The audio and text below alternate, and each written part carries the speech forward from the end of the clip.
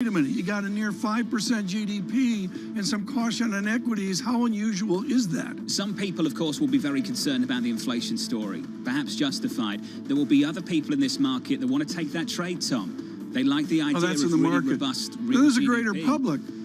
even with PCE down close to 3. With the greater public, John. I mean, inflation, is it a worry? Yes, I agree. Would you like some stock calls as well? Yes, Would you like that too?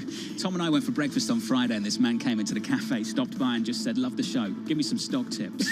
You said buy cattle. I just thought you're familiar with this show. We don't give stock. Yeah, but the problem is, John, we were in the restaurant at 2 separate tables across the restaurant. You still gave him Tom some. turns around to these people and says, "We get paid to come out and eat together."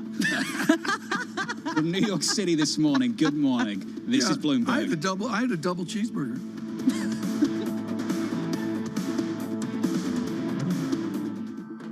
With the First Word News, I'm Leanne Gerrans. In China, the economy performed better than expected in October. Retail sales rose and energy shortages eased. Meanwhile, the jobless rate was steady at 4.9%. Still, a slump in property and rising coronavirus outbreak show the recovery isn't on solid ground just yet. Now, Minneapolis Fed President Neil Kashkari says the central bank should not overreact to inflation. Kashkari told CBS that while higher prices are causing pain to Americans, it is likely to prove temporary. He said that overreacting to a short-term price increase could set the economy back over the long term. According to a new Bloomberg survey, British economists now expect the Bank of England to increase interest rates next month. That would make the UK the first major economy to lift borrowing costs since the pandemic. Shortages of workers is getting worse and driving up wages. The BOE is concerned that could spread inflation across the economy. Global news 24 hours a day on air and on Bloomberg Quick Take, powered by more than 2,700 journalists and analysts in more than 120 countries. I'm Leanne Gerrans. This is Bloomberg.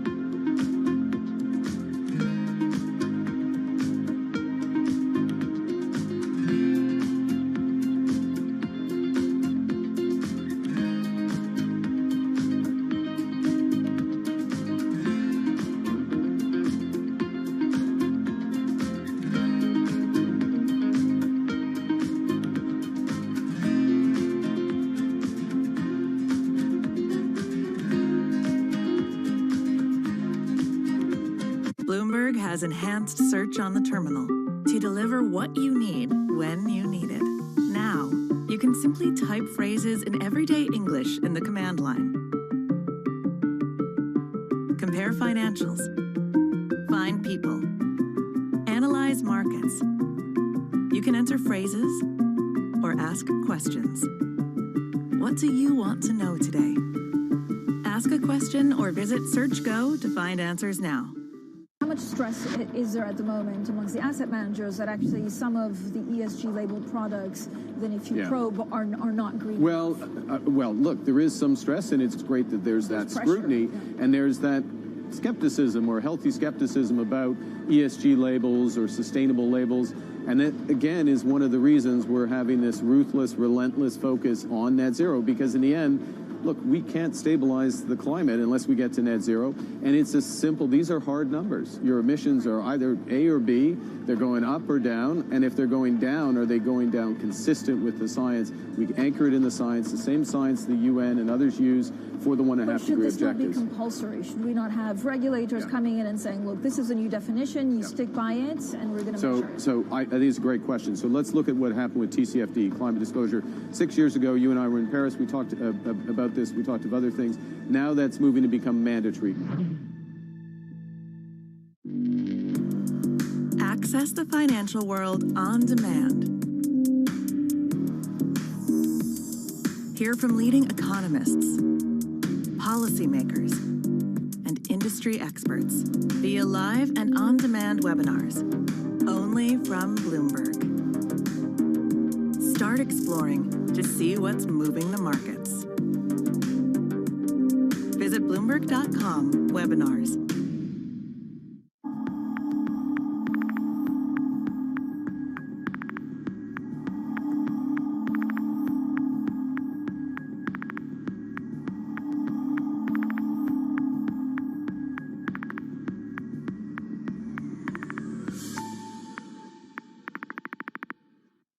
Market that over the past few weeks has made it clear it wants to go higher. It got a little spooked by the idea that geopolitical tensions are rising. From New York City. In London, in Sydney, In San Francisco. 9 a.m. in Beijing and Shanghai. Good morning, everyone. Have a great evening. So recap the headlines. You do not want to miss this How are story. you thinking about those dynamics?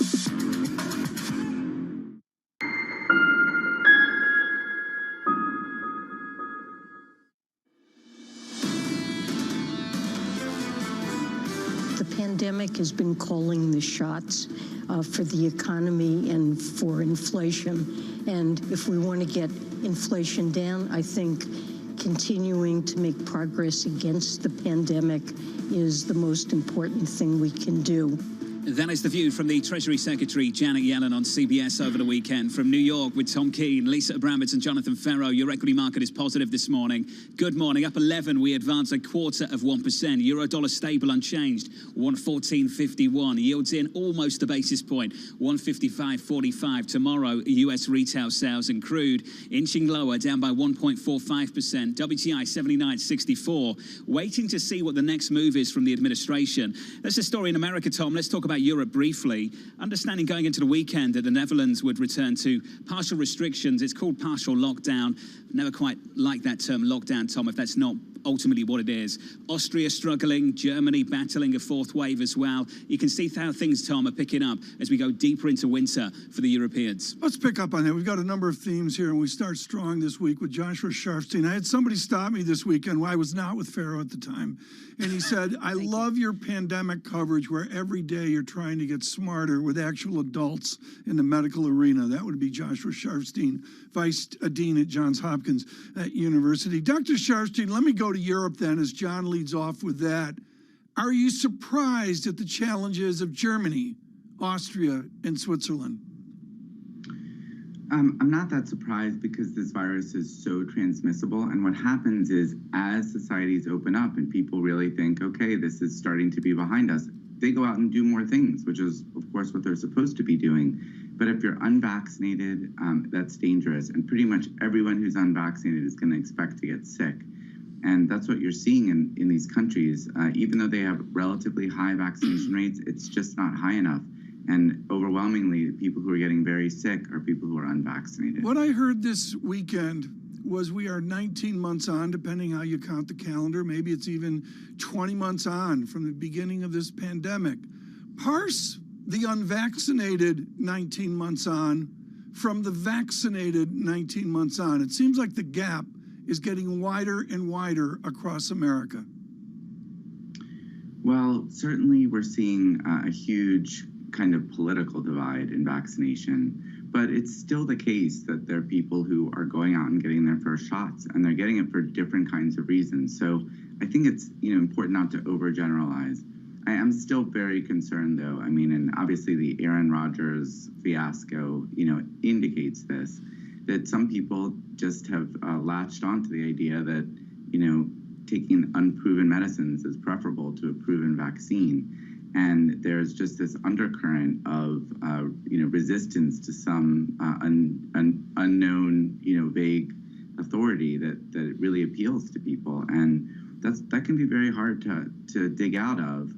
We see in the news stories that when people get sick, their whole families get sick. Sometimes they change their mind, but it's just going to be really important to understand this phenomenon and be more effective in combating it. This is fascinating, Dr. Sharfstein. Are you saying that the Aaron Rodgers fiasco, as you put it, actually set back the pandemic and prolonged it materially by a certain amount of time by getting this message out there that there could be something that's harmful or nefarious about vaccines that have otherwise been proven?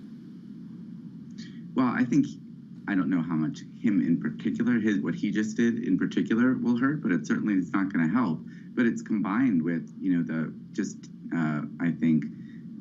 terrible news coverage that you can get on certain stations about the vaccine, misinformation that is being, spread by people who really should know better, as well as the failures of Facebook and other social media to effectively control misinformation. Dr. Sharfstein, we have seen a plateauing in the number of cases and hospitalizations, particularly out west in the United States, and there is this fear that perhaps we could see European-like cases go up here in America. I am wondering how far away you think we are to the end of the pandemic, and whatever form it is, as Janet Yellen is saying, is key to start to get some of those inflationary pressures down.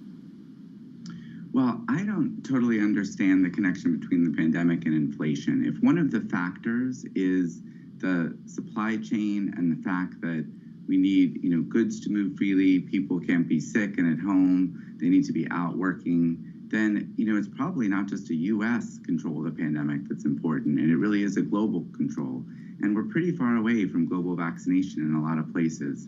So, I think to really feel like that we're in that post-pandemic world, whatever it looks like, we're going to have to get the pandemic under control in a lot of places. And that's going to require a lot of vaccination and probably a number of months before we get there. Doctor, thank you. As always, Dr. Joshua Sharfstein there from the Johns Hopkins University. Lisa, we live in some really strange times. In America, a lot of people follow the quits rate. You do, Tom does, I do, much of our audience does as well. The quits rate in America is at a record high, which means people have the confidence to quit their jobs. Yet when you saw consumer confidence on Friday, that was at a decade low. A decade low, at the same time inflation is at a 30-year high, and the quits rate is at a record. It's very, very difficult to get your hands around, Lisa, what is happening with the underlying economy. Are we confident or are we not confident? It's also a lot of social upheaval that we are seeing in that data. The Dow Jones had a story about that quits rate digging in, and actually, for the vast majority of the population, it's about average. For a specific slice, particularly women, people of color, and people who work lower wage jobs, the quits rate is much higher than it typically has been. This is fascinating at a time wages are going up, and frankly, there's a lot more dissatisfaction in some of those roles because they cannot get enough people to support them. In other words, they're busier than ever, and they feel like they ought to be paid more. This is why Tom Porcelli of RBC last week on this program said expectations matter, Tom. Inflation expectations matter because they matter for consumer confidence, and I think the data out in the last week exclusively captured that story. Inflation, multi-decade highs, confidence, decade low. I don't have the chart to show on radio. It looks good. Radio on Monday is really good with charts. It really works, John. But the chart of the week off of Porcelli is inflation-adjusted wage growth. And you can rationalize that all you want. You can say, it's this cohort, that, blah, blah, blah. The fact is, inflation, I believe, John, it's 7 months now, has crushed wage growth. Real wages, at least a negative, bottom line. Yeah, and you are seeing the consumer confidence decline to the lowest since 2011. But what are they actually doing? And this goes to the fact that retail sales are going to be so important tomorrow, John. What are people actually doing rather than saying? They are buying and they are accepting some of these higher prices that companies are giving to them that go beyond what their base input costs have risen. And it's fair to say that's exactly what the equity market and equity market bulls have been doing. Watch what they do, not what they say. Retail sales, we'll see what that number is tomorrow, but ultimately the margin story's held up. Clearly there's some consumer price tolerance out there, Lisa. For Main Street, it's been a struggle. But for corporations, the profits are still decent, the margins are still wide, and this equity market, let's face it, is still just off all-time highs. And what's going to shake that, right? What's going to shake the bottom line if you do get these good numbers? And even though you are seeing, I mean, we are going to get an 8:30 a.m., the read on November with manufacturing. Even though you've got the pessimism, people are still making things, buying things, going to stores. Corporate America adapts. Who said that? A wise man with a bow tie. Mona Mahajan, Senior Investment Strategist at Edward Jones, is going to be joining us shortly. Your equity market up 12, advancing 0.25% on the S&P 500. Getting your trading week started on Bloomberg TV and radio for our audience worldwide. Small caps, higher. This is Bloomberg Surveillance. Thanks, Tom. Melt up.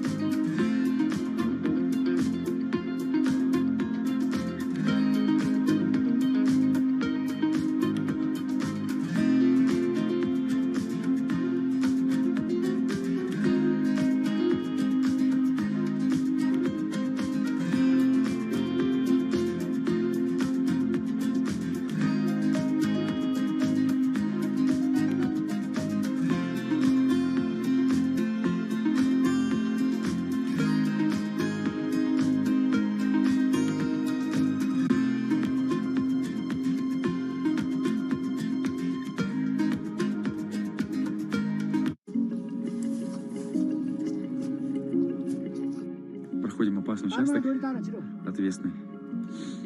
Рустам поднимает тебя на жмаре. Шерпа страхует.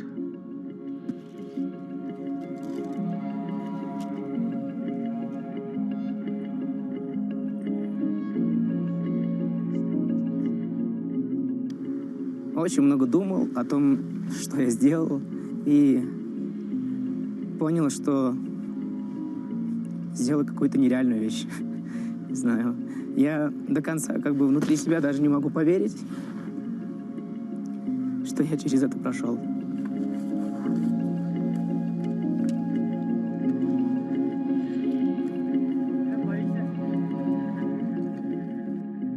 Состояние, наверное, организм истощен, потому что очень много физической работы.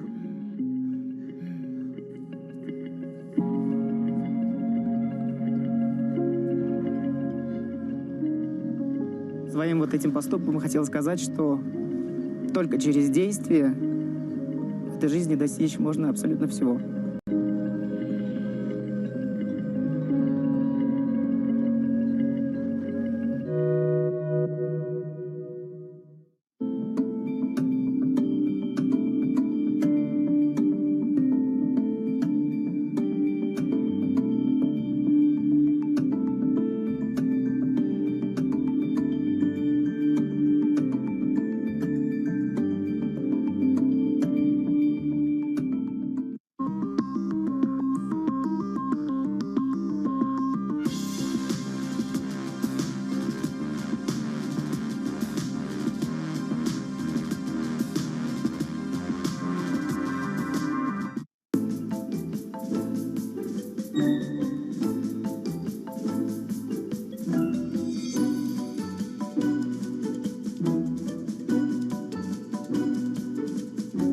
You finally got your taste of MIT, so why did you decide to leave MIT and come in and run the SEC? One, when a president asks you to do something, it's really hard to say no. But it's also just an incredible privilege and an honor to serve.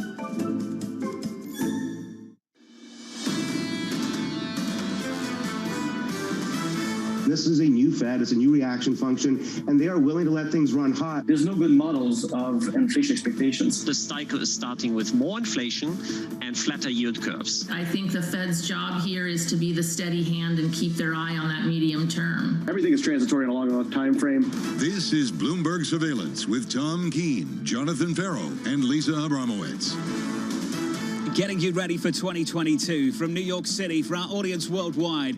Good morning, good morning. This is Bloomberg Surveillance Live on TV and radio alongside Tom Keene and Lisa Abramowitz. I'm Jonathan Ferro. Your equity market up 11 on the S&P. We advance 0.25%. Tom, the year ahead outlooks keep pouring in. They pour in, and I've never, ever seen it like this, John. I just power read the Goldman Sachs note here, the deep divisions we see, not only at Goldman Sachs versus other houses, but John, just the disparity of the summed call of economics, finance, investment. We've never seen this before. Are you finding it hard, Tom, to identify a consensus view Absolutely. right now? With the 4,400 at Morgan Stanley, the 50-50 at RBC, where is it? Where it is exactly that. There is no consensus. There'll be a mathematical consensus. No one does that better than Bloomberg, John. But the consensus this time around is based of a sum of the parts of huge idiosyncratic belief. Lisa, just a clash of ideas right now on this debate, not just for the equity market, for the Federal Reserve as well. Interested to see Morgan Stanley go with Q1 2023 for that first Fed hike. There is a consensus. I would say that the consensus is I have not heard one call for recession. I have not heard one call for a crash. Even Morgan Stanley, with its 4,400 call on the S&P at year-end 2022, that's only a decline of about 6%. So yes, very bifurcated in terms of direction, but not anything dramatic. And that, to me, is really telling as to why there isn't more kind of gloom and doom out there. Waiting for the Bramo outlook to put that right. Oh, it's going to be intense. For 2022, yeah. I can't wait. When does it drop? It's going to drop in December 31st, December 31st. That's my outlook. Year-end next year, Tom. It's going to be for the outlook for 2022. Perfect. Equity futures this morning, up 11 points on the S&P 500, advancing around about 0.2%. These views for next year are just fascinating. They are wide, the distance between, say, Morgan Stanley and the likes of RBC and others. In the equity market, we advanced in the bond market yields in about a basis point to 155.11. Lisa, crude one to watch, 79.65, down 1.4%. Yeah, there seems to be a gaining consensus, at least among Democrats, that perhaps there should be some action. The one area that maybe there could be some direct intervention to bring down prices, consumer prices, as the approval rating of the president declines on inflation concerns. Okay, today, 8:30 a.m., U.S. November Empire manufacturing data. It's one data point, but it is the first read on this month's manufacturing, and I think a lot of people want to get a sense of how much we have to be concerned about supply chain disruptions and labor shortages accelerating rather than decelerating, as people would like to see. Today on this show, in about 45 minutes' time, we get ex-New York Fed President Bill Dudley joining us, and then 45 minutes later, the former president of the Richmond Fed, Jeff Lacker, will be talking about inflation. And of course, we will be talking about the next Fed chair. And I do want to still point to this Janet Yellen quote from the weekend's CBS Face the Nation, basically saying, yes, Jay Powell has done a pretty good job, she thinks, but what's important is that President Biden choose someone who's experienced and credible, and there are a range of candidates, not necessarily weighing in on one or the other, despite some of the previous discussions. And then later today, not only do we get President Biden signing the bipartisan infrastructure bill at 3 p.m., 7:45 p.m., President Biden, Xi Jinping of China are planning to meet virtually. How much do they discuss some of these supply chain disruptions, trade, as well as the climate agreement that they just came to, that a lot of people described as progress, but watered down, John? And perhaps getting into the country, finally, Lisa. Yeah. In a satisfactory way to find out how this pandemic started. Yeah, well, and just in general, to get some kind of surveillance as they slow with also the zero COVID policies. I mean, how much does that become an economic concern globally when that does have ramifications? And a lot of people are saying that ship has sailed. We've already proven we can't get there, John. The data overnight out of China, decent, better, some signs of stabilization. That's good news out of the world's second largest economy. Tom, just quickly, Bill Dudley later in the hour, 7:45 Eastern time, so in about 40 minutes time.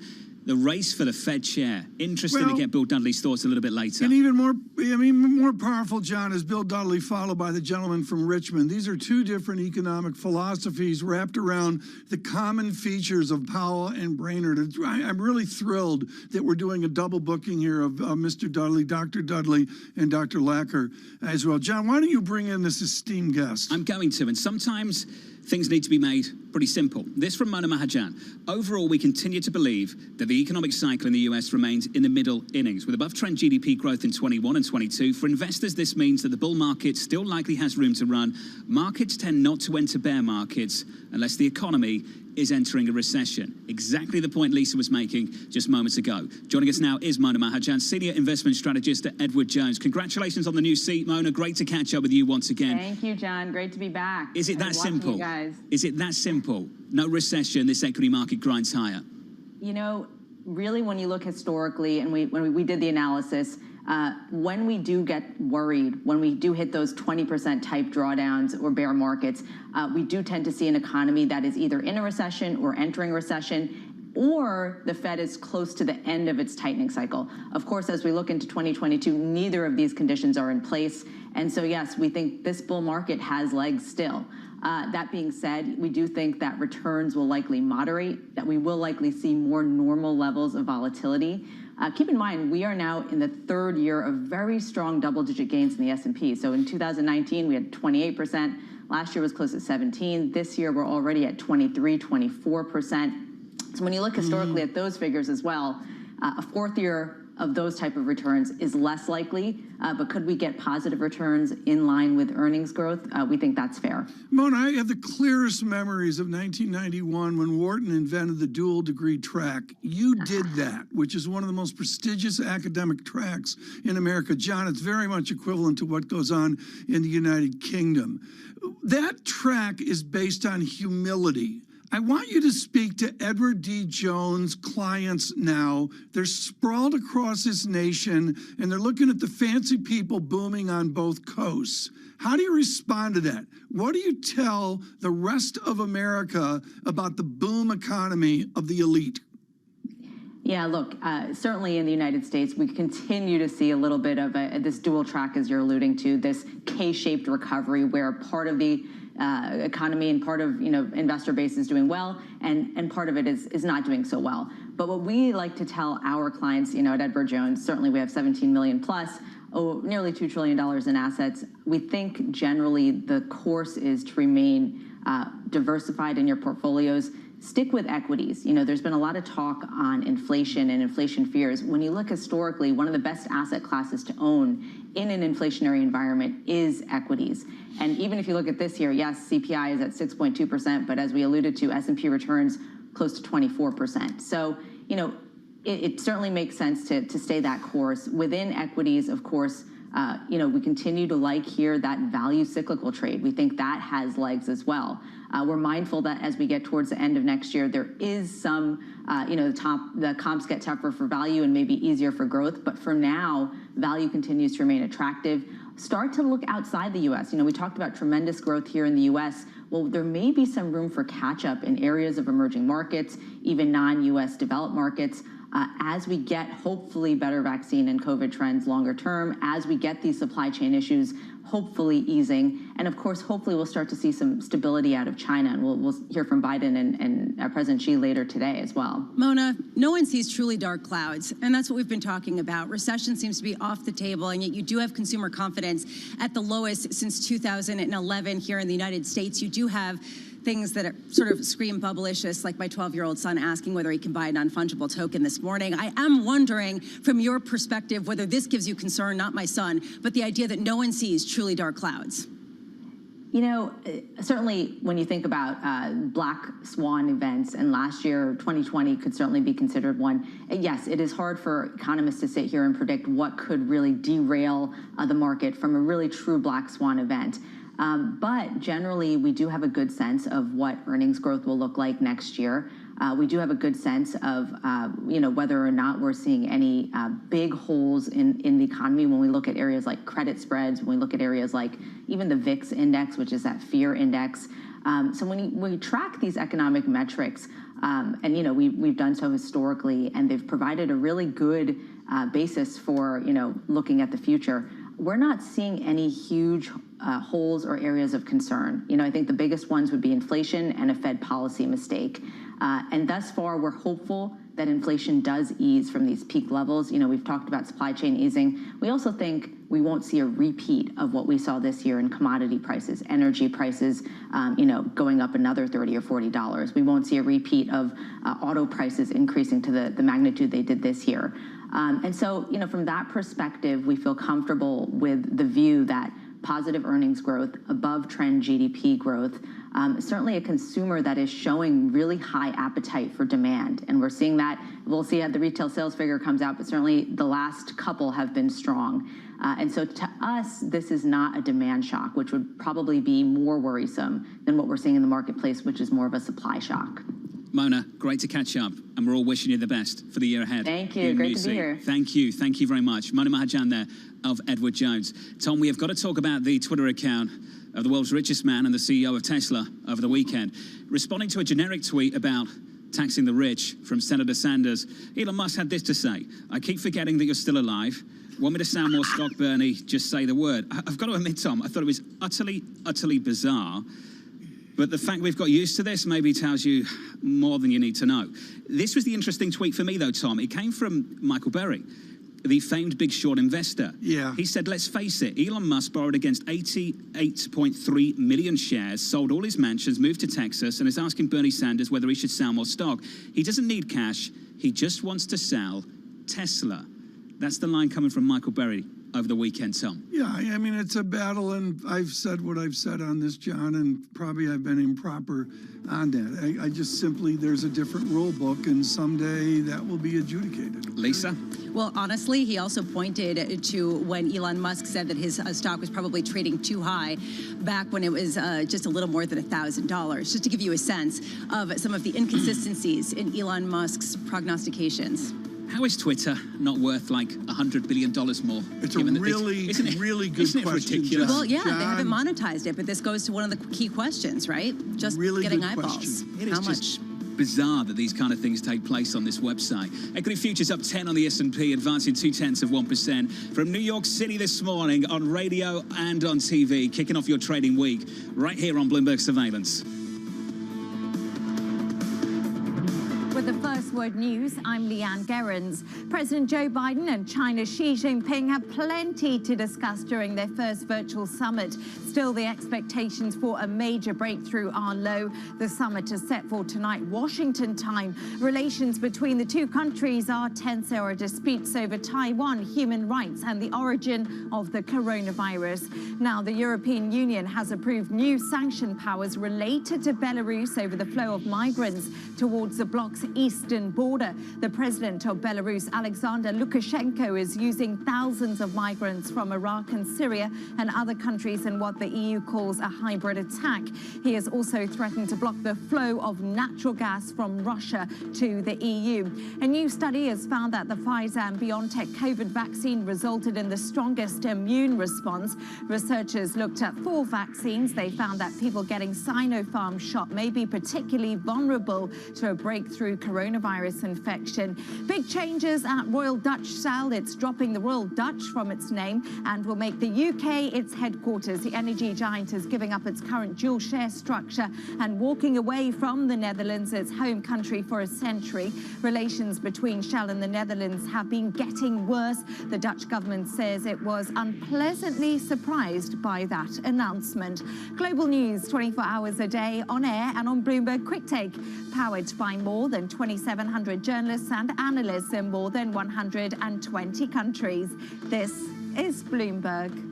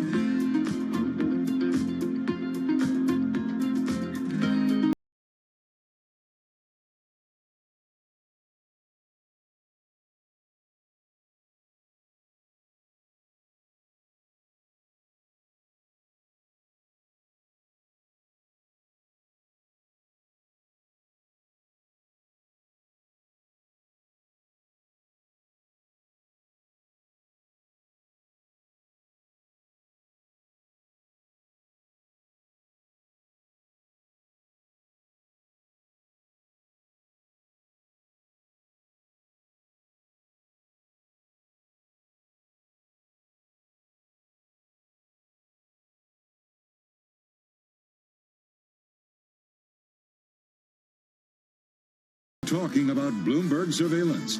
There's some guy out on Twitter who says I look like I'm 101. I know, I noticed that. Do you think I need a lift? Is it time What that did he say about me? What did that particular gentleman say about? Let's have a look.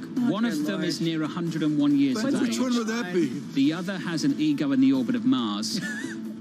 Who's that? I have no idea. Mrs. Lisa, the only chance to productive conversation. It's a fairly accurate summary of this show, isn't it, Tom? The eyes, or should I do the whole thing?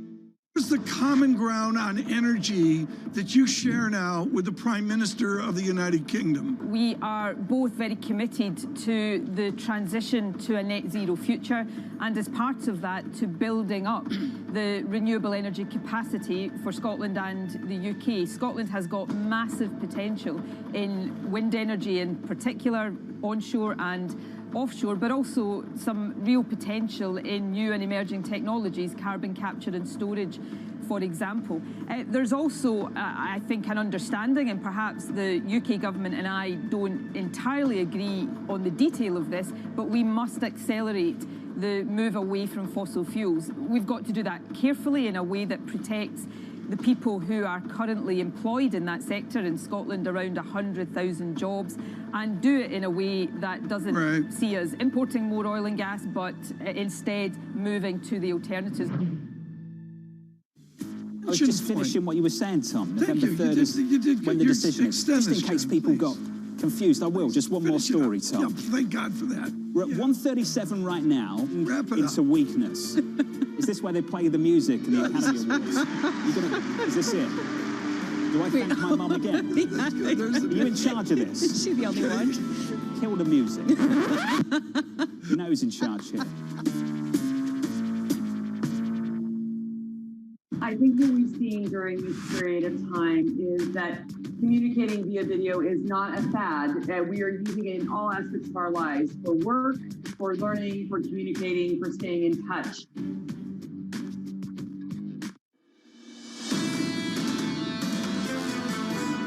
The challenge is these high prices that families are paying, those are real, and people are experiencing that pain right now. We need to pay very close attention to this. We need to take it very seriously. But my view is we also need to not overreact to some of these temporary factors, even though the pain is real. Walking a fine line at the Federal Reserve, the Minneapolis Fed Bank President Neil Kashkari speaking on CBS over the weekend with Tom Keene, Lisa Abramovich and Jonathan Ferro. Your equity market positive 10 on the S&P. We're positive 0.2%. Yield shaping up as follows on a 10-year right now. Yields come in almost a basis point on 10s to 155.45. Looking at crude down in D.C., looking for the president's next move, 79.72. We're down by 1.32% on WTI this morning. And Tom, we're looking down to D.C. because there's a huge focus on the latest polls down in Washington, on the President of the United States and on this administration. And the very fact that we see the growth figures where they are, Tom, but ultimately it seems to be inflation that shapes the story. 70% of Americans rating this economy negatively in that Washington Post ABC poll. As we partition the haves and the have-nots about 20 minutes ago as well, Doug Cass reaffirms in a morning note down at Seabreeze. He says, note, the University of Michigan buying conditions level is back to where it was, I believe, in 1978. It is back. It's a whole new world after all. Let's go to Emily Wilkins on the political ramifications here of inflation. What's a to-do list for the White House besides hold meetings? Well, it's going to be a good day for President Biden. He's going to get to sign that infrastructure bill. He'll have that virtual meeting but Emily, with Chinese I get he's going to do China and that. Inflation is rampant for 70% of America. What's the White House going to do? So part of it is going to be messaging on what they will need to do next for inflation. White House has continued to push a narrative that by passing that social welfare and tax plan, that Build Back Better plan, that will help lower inflation. The White House notes that the plan is expected to be fully paid for. More moderate Democrats have said, hold on a second, we need to make sure that we actually get that back from the Congressional Budget Office, make sure we're seeing those scores, ensuring that that package is fully paid for in terms of revenue spent revenue raise. So that's going to be one thing to look out for this week. Certainly something that President Biden's going to be keeping a close eye on, and something could determine whether or not the House actually moves that bill forward. Other than that, you are hearing some mixed messages from the Biden administration on inflation. You just heard in that previous clip the Fed president in Minneapolis. You heard something similar from Treasury Secretary Janet Yellen saying that, look, this is a temporary thing. Once the country is able to further put COVID-19 behind us, you're going to see inflation measures go back down. It's important not to overreact. And so you're hearing a couple different messages from within the Democratic Party, but there's certainly a high focus right now on inflation. Democrats are very, very cognizant that those increased prices at the pump and at the grocery store, they don't spell good things for them now. They're not going to spell good things for them in next year's midterm. And Emily, certainly that was the major component that led into this approval rating that was shockingly low for many Democrats of President Biden. But there are other issues too, and I wonder from your seat how much this is self-inflicted. Claudia Sahm, who we've had on the show, a great economist of the Fed formerly, said that I just want the selection process to be over. She's talking about the Fed chair selection. She said that this decision should have been made in August. It is incredibly frustrating that it is sucking up time now, and basically saying that the attention should be elsewhere. How much does she represent the mood in Washington, D.C.? I feel like in Washington, D.C., there are so many different things that the government needs to really do right now that it's hard to just focus on one thing. Like I said, you have that social welfare and tax plan that the House is hoping to move forward this week, but you also have the debt limit that's looming. You have a government shutdown that's looming. You have, as you mentioned, the Fed chair and the debate over that. And so you have all these things that the White House and Democrats really need to move on within the next several weeks. And there's just a sense that there's not a lot of time. Right now, Congress is not supposed to be in D.C. next week for that Thanksgiving recess. Huge question mark whether or not they're going to have to wind up staying to get things done, just because there is so much on their plate at this point. I get there's a lot to do, but ultimately, if you want to renominate someone, that's easy, isn't it? You can do that in the summer, get it done, move on. The fact we're waiting tells you there's some doubts out there within this administration. And Emily, I'm trying to work out what changed it. Was it Senator Warren coming out and calling Chairman Powell a dangerous man? Did something change? What kind of reporting are we seeing? I think the key thing to think about here is, number one, of course, what message it sends as far as who President Biden nominates. And number two, how easy is that nomination process going to be? If you pick someone who's going to struggle to get 50 votes in the Senate, that's going to mean that you might not actually get that Fed chair in place for quite some time. If you're President Biden, you want to nominate someone who gets a strong vote of confidence in the Senate and be able to get them into the position. Because we've seen with some of President Biden's nominees, he has put them forward. They've stalled in the Senate. He's actually had to redact a few of them and put forward new people. That's not something the Biden administration wants to deal with right now, as they have so much other stuff on their plate. Very well said. Emily, who's going to sit in the Oval Room couch to advise the president on the Fed nominee? Is it political types, economic types, both? I mean, who are the names speaking to President Biden about this?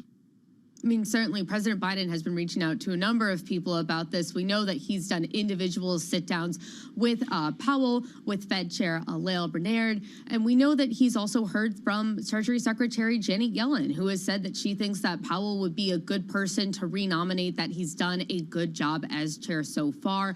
Certainly, he's also hearing from senators, as you mentioned, Elizabeth Warren, but also Republican senators who said that, yeah, if they go ahead and nominate Powell again, Republicans will support Powell. And if you're able to get to 50 senators without Elizabeth Warren and maybe some other more progressive Democrats, that could be a route that the White House chooses to take, sort of shore up President Biden's bipartisan cred. And so there are a number of different people who the Biden administration is looking for on this. It's certainly a big decision, and I think the time that they're taking shows their intense focus on it. John, you see the Emily talk there. I mean, she's all Washington cred. Street cred. For cred down in I thought street cred was a Wall Street thing, Tom. Economic cred. Economic cred. Surveillance thing. Emily, thank you. Emily, thank you to the people that come on the show was too. said with great Emily cred. Wilkins, down Give in him some Washington. cred. Tom, to help you answer the question you asked, who was helping the president, here's the interesting quote from the Wall Street Journal piece this morning. President Biden met each candidate separately for interviews on November 4th. This was Governor Brainard 1, Chairman Powell 2. And he was joined to the Oval Office for those meetings with only one other advisor, National Economic Council Director Brian Deese. So it sounds like Brian Deese as the ear of the president on this one, I don't Tom. buy it. I don't buy it. It's a That's the great piece. That's the Wall Street observation. Journal I mean, it's a great. reporting. I get it, and I guess that I get that Deese is involved in all that, but I just think this is way up the food chain to Ron Klain and the rest of them, including Secretary Yellen. Lisa, your take on this? We don't know what they were actually talking about. They could be talking about the vice chair seat, what she would do with respect to inflation. There are a lot of seats that need to get filled. I don't see how anyone's going to get through confirmation other than Fed Chair Powell quickly enough to get to that February time period. And if you don't have someone at the helm of this central bank at this moment, that's a big problem, John. And here we are in the middle of November, seemingly not moving forward much at all. We could find out later this afternoon, maybe later this week. I agree. Oh, no, Before I Thanksgiving. agree. It's that imminent. I've got Yes. no idea, Tom. Yes. Tom Keene, Lisa Bramett and Jonathan Ferro, your equity market futures positive 9, up 0.2% on the S&P. Last week, just a mild, small week of losses on the S&P 500 as we finish strong in Friday's session. Yields come in almost a basis point on 10s to 155.45, and a big conversation about the what next of the SPR in America. 79.77 on WTI. We're down there by 1.26%. On radio, on TV, for our audience worldwide, this is Bloomberg Surveillance.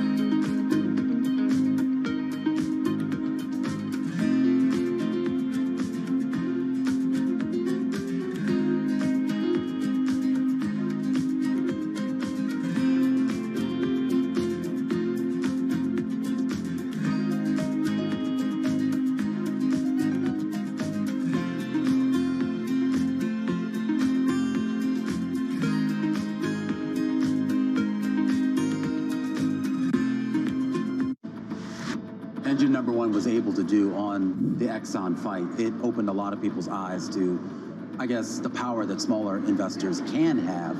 And I'm curious as to how other people can sort of look at what you did and use that is either a template or maybe just some sort of guide as to how they can sort of approach their relationships with other companies. We founded the company in Engine Number One on the idea that we take the data, not ratings and rankings of the ESG of the past, but we actually take the environmental, the climate, the social, worker data, and we simply use it to look at the valuation of companies and look at it over a long period of time. And so if you think about it that way, you own these companies. Everybody that owns the company, whether you're a big institutional investor or you're a small retail investor, you own the company. You have a voice, you have a vote every year. Yeah. And so our approach is to use the vote and engage with these companies over time. But that's always been the case. I mean, at least in theory. It's such an interesting new world. The world is changing. For us, it's not about being first. It's about being the best. While everyone is zigging, we're zagging. We feel like we can maybe help people out more. We have an enormous number of big ideas. It is really still day one for AWS and for our customers. It is still so early in this business.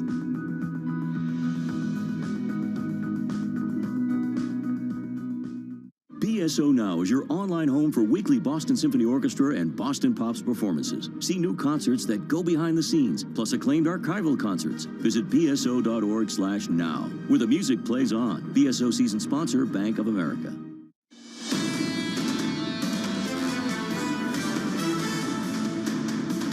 from New York City for our audience worldwide on radio and on TV. This is Bloomberg Surveillance.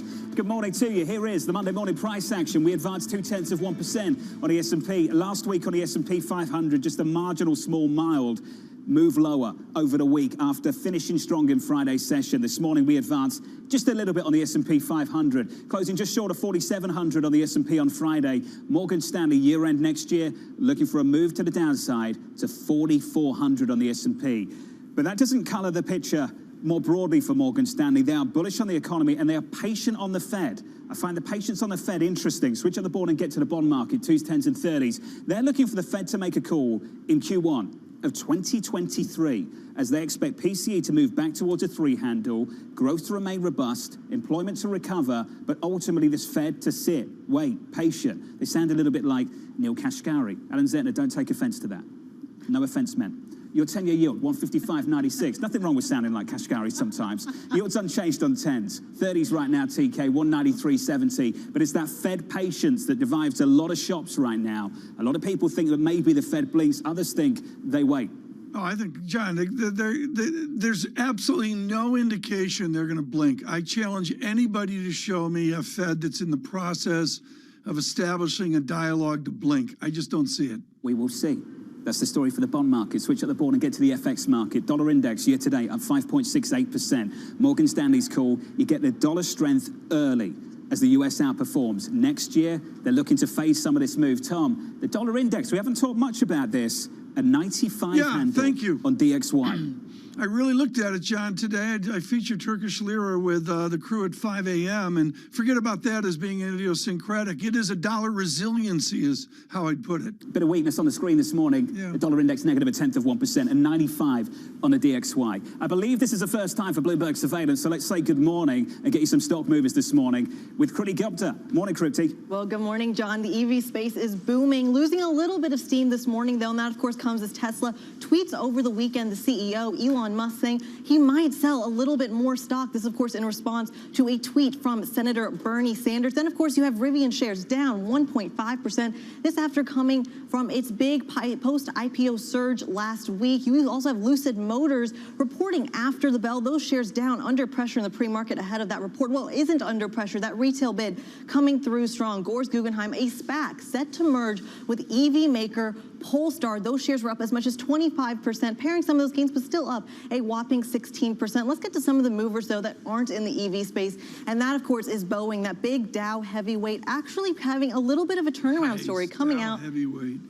Dow heavyweight, coming out with one of some good pieces of their turnaround story. There's 787 stocks. I love her to death. There's 787 Dreamliner. Pretty carry on. He wants to make sure she's got a real surveillance experience. Carry on. It's fresh. Well, the 787 Dreamliner, Tom, is what you really need to know about. They are actually restarting deliveries, key for their bottom line. You also have them restarting negotiations with China, one of their major customers for those 737 MAXs. I want to hit Dollar Tree, though, because this is, of course, the week. Another Dow component.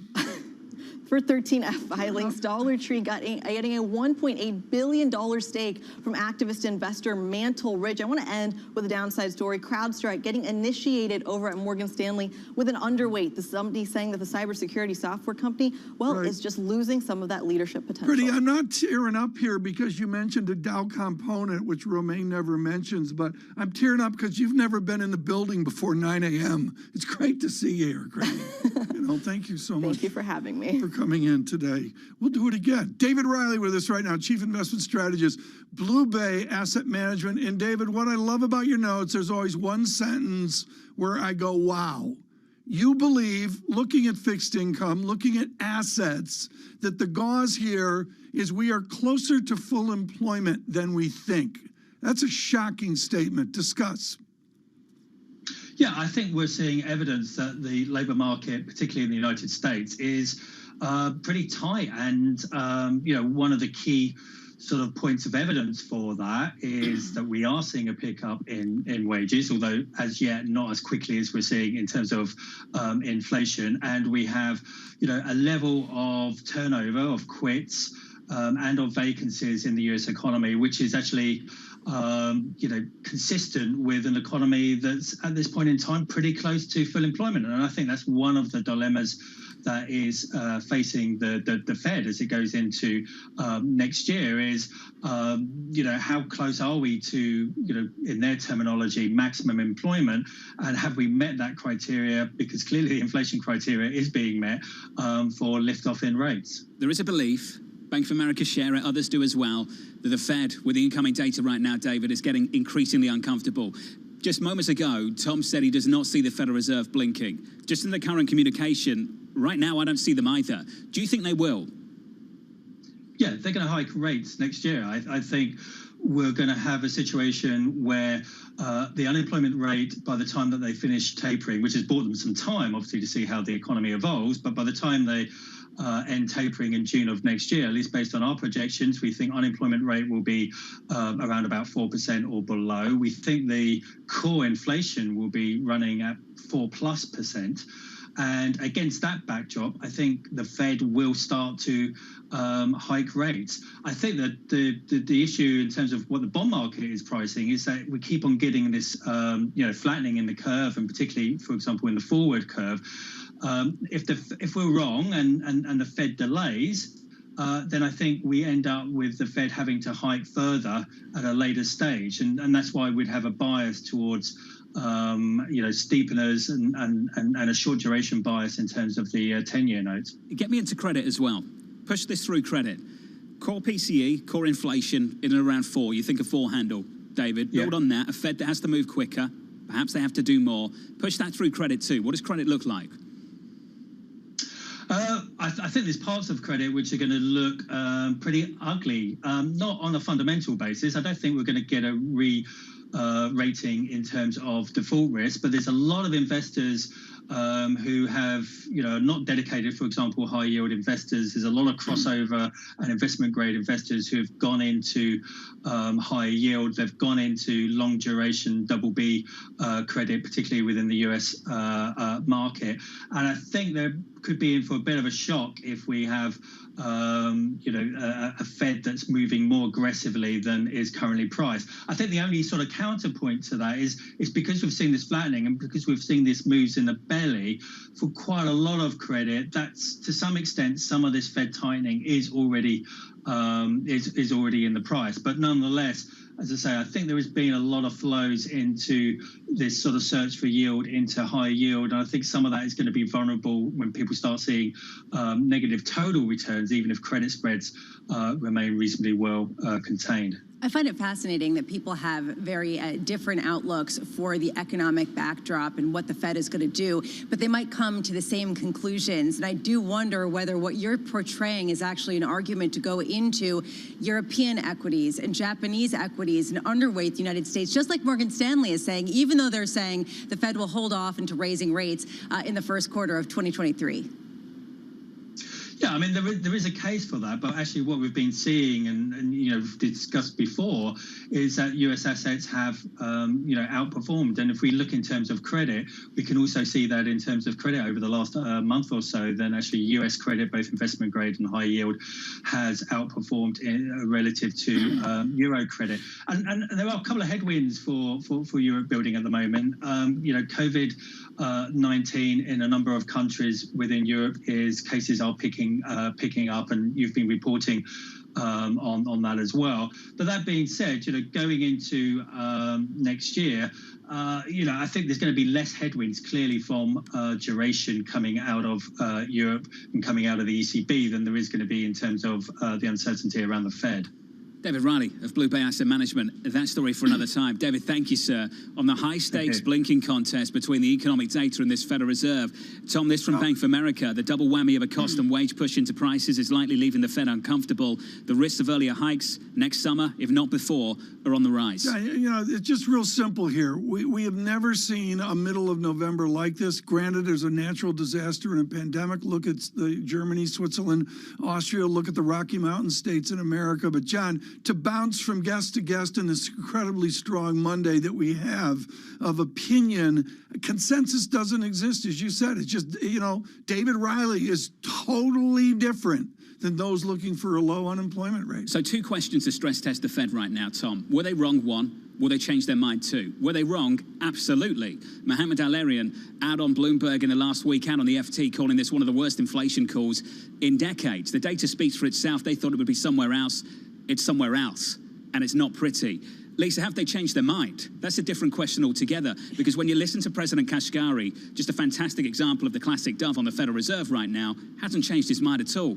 Let's wait. One of the biggest conundrums underneath this is, what will raising rates actually do? Could that potentially curtail inflation at all? Or is that something that will just diminish some of the enthusiasm for the economic recovery and have more of a hit on the downside than actually reduce some of the problems that we're seeing with prices increase? I mean, this is actually a serious debate. And a lot of people push back and say, well, they're printing money. Obviously, it creates inflation. But then why didn't we see more after the 2008 credit crisis when they were printing money then? These are some of the main questions that are fundamental that people are completely on opposite sides of. John, you've got the right phrase. Is the gentle lady from Wesleyan and Harvard a quote-unquote classic dove? Certainly dovish in the sense of waiting for an employment market to heal, having the patience to do that. And she's been very consistent over years and years and years on that front. It's not for me to say that Chairman Powell thinks this, Chairman Powell thinks that.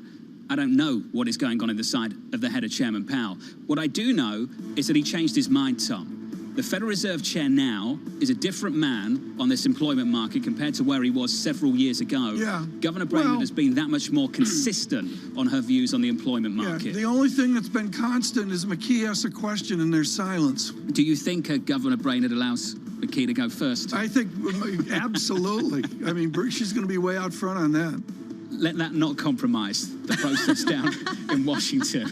Equity futures up 10 on the S&P, up 0.2%. Great lineup over the next hour. Coming up shortly, the former New York Fed President, Mr. Dudley. This is Bloomberg. With the First Word News, I'm Leanne Gerrans. Here in the UK, police say an explosion in a taxi outside a hospital in Liverpool has been treated as terrorism. The passenger in the taxi died and the driver was injured. Police say the blast was caused by an impoverished explosive device the passenger was carrying. 4 people are now being held in the case. Minneapolis Fed President Neil Kashkari says a central bank should not overreact to inflation. Kashkari told CBS that while higher prices are causing pain to Americans, it is likely to prove temporary. He said that overreacting to a short-term price increase could set the economy back over the long term. Signs of optimism about the aviation industry at the Dubai Air Show. Airbus CEO Guillaume Faury told Bloomberg TV is starting to see signs of a recovery. Airbus landed a big order of 255 narrow-body jets with Wizz Air and 3 other discount carriers. Donald Trump's family-run business is selling the rights to its hotel in Washington, D.C. Bloomberg has learned that the Miami-based investment firm is in contract to buy the hotel lease for $375 million. It will be renamed the Waldorf Astoria and will be managed by Hilton. Global news 24 hours a day on air and on Bloomberg Quick Take, powered by more than 2,700 journalists and analysts in more than 120 countries. I'm Leanne Gerrans. This is Bloomberg.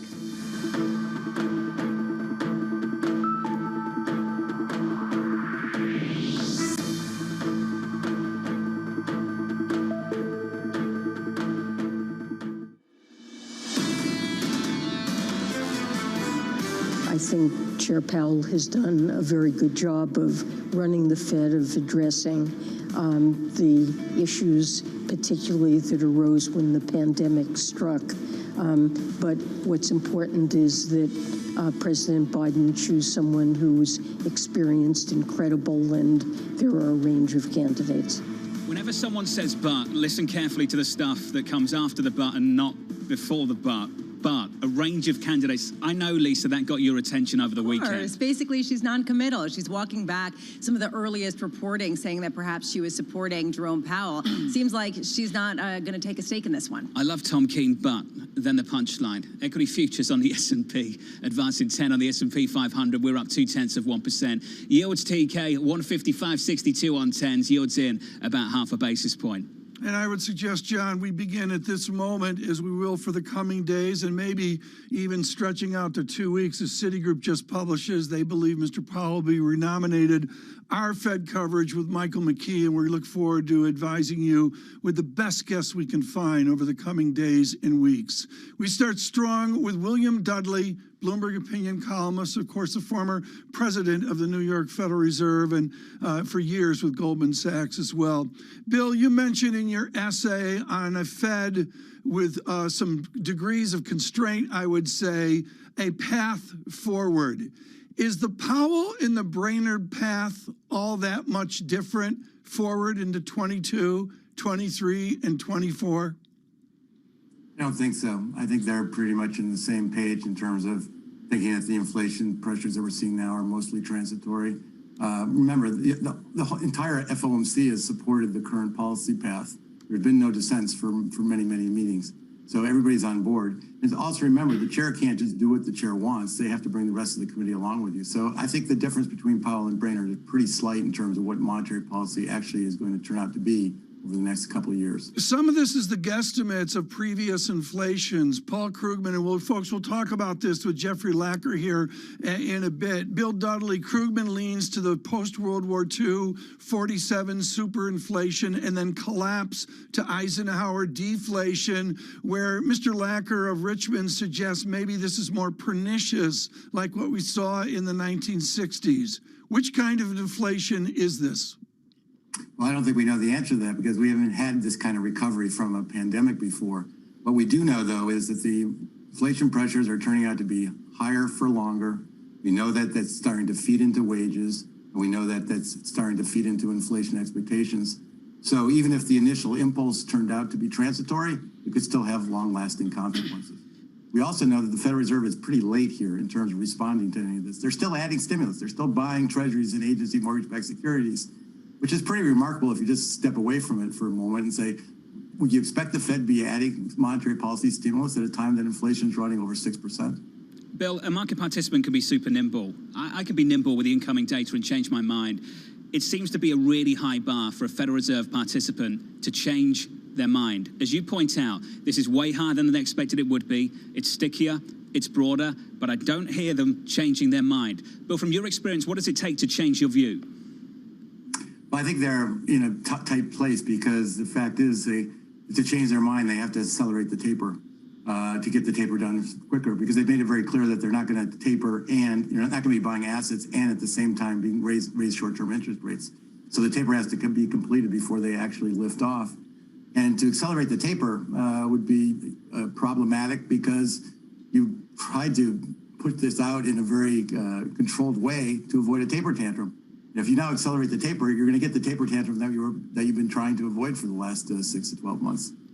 In your mind, then, do you conclude, Bill, that this is no longer a date-independent Federal Reserve, given what you just said? Well, I think that there's a case to be made for accelerating the taper. I mean, I think if you just look at the economic information that we're seeing, inflation higher for longer, inflation expectations becoming unanchored, the labor market very tight. But I think it's very difficult for them to actually do that because that's an admission of a policy error. And it creates the risk of this taper tantrum. So I think, end of the day, I think they'll probably wait. Should they wait? We'll see. Bill, you said basically that they have put themselves between a rock and a hard place. Are you saying that they've already committed a policy error by waiting as long as they have, particularly for ending their bond purchases? Well, I think they have made a mistake in the sense of being so slow to start the taper. They basically said we were not going to start the taper until we've made substantial progress towards these goals of employment and inflation. And now the taper isn't going to be completed until June of next year on the current trajectory.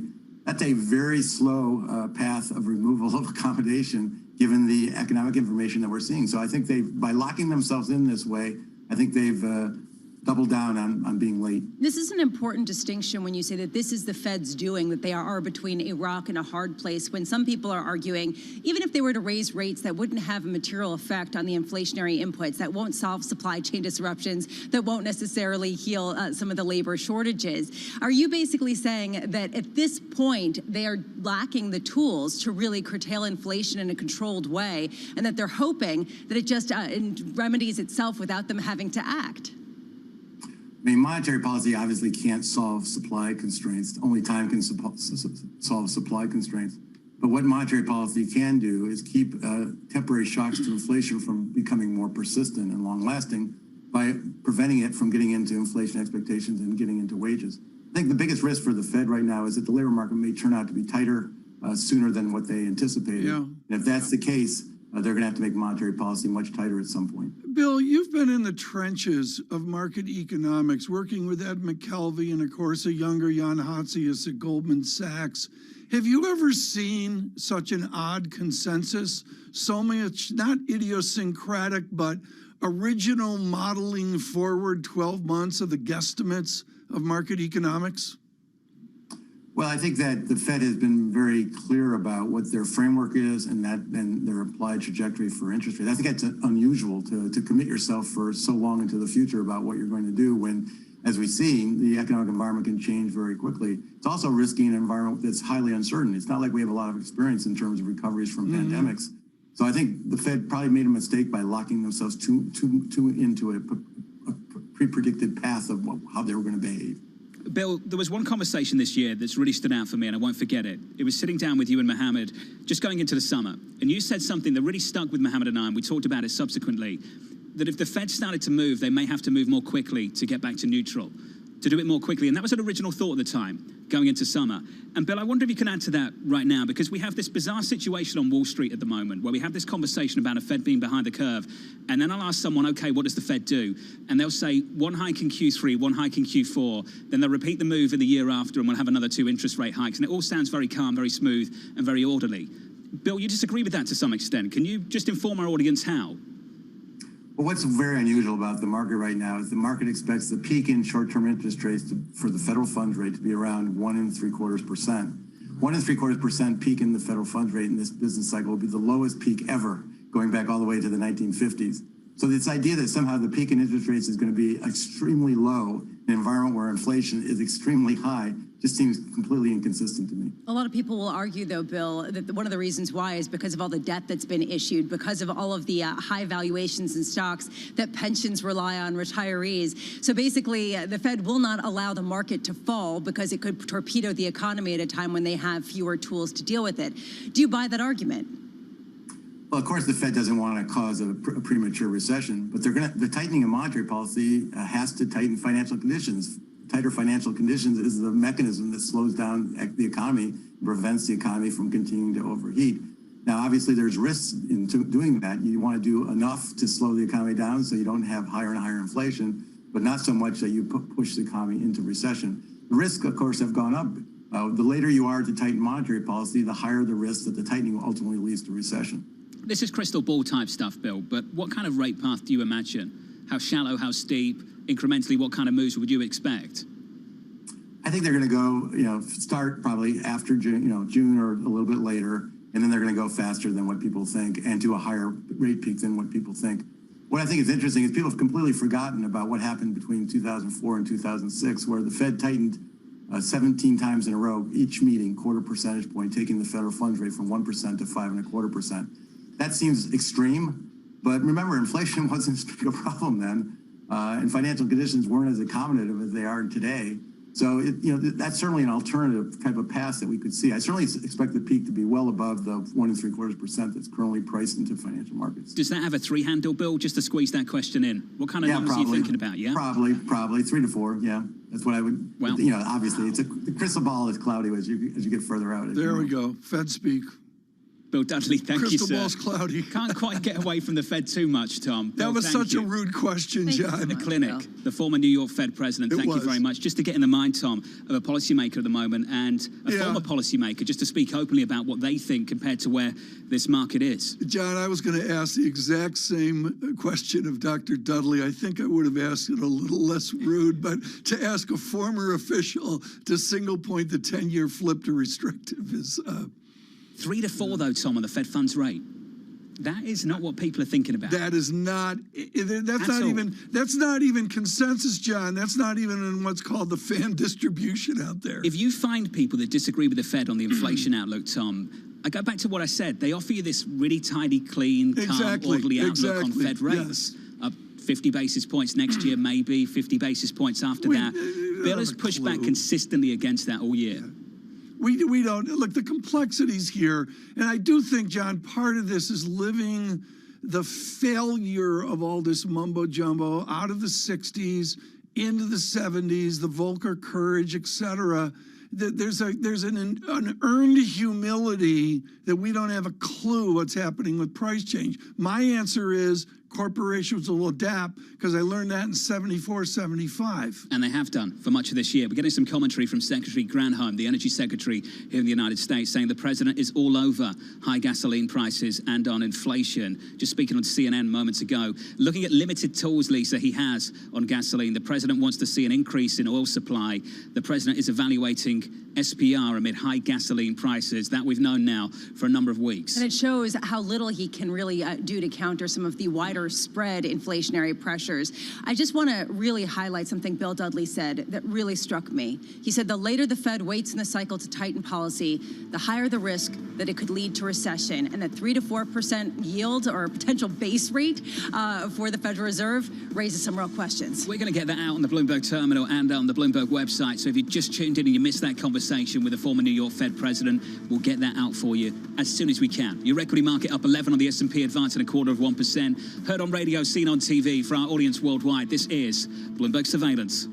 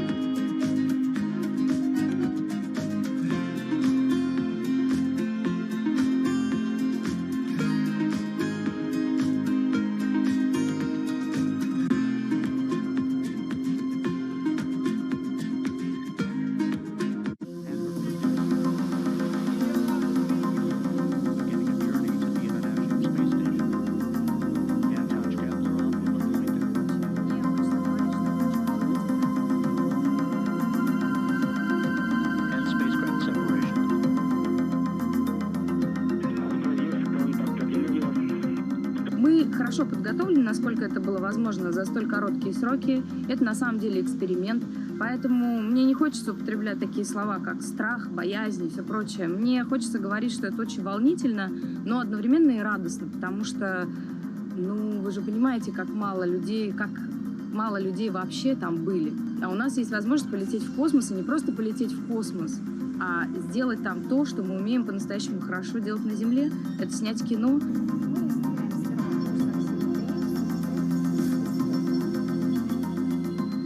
Это не просто, в чем дело-то.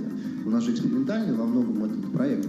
Поэтому мы сейчас столкнемся с кинематографическими нюансами, которые мы могли предвидеть отчасти, какие-то, наверное, не могли предвидеть. То есть, несмотря даже на то, что, опять же, все делились с нами там космическим опытом и так далее. Но это опыт, это первый раз. Ну, то есть второй будет проще.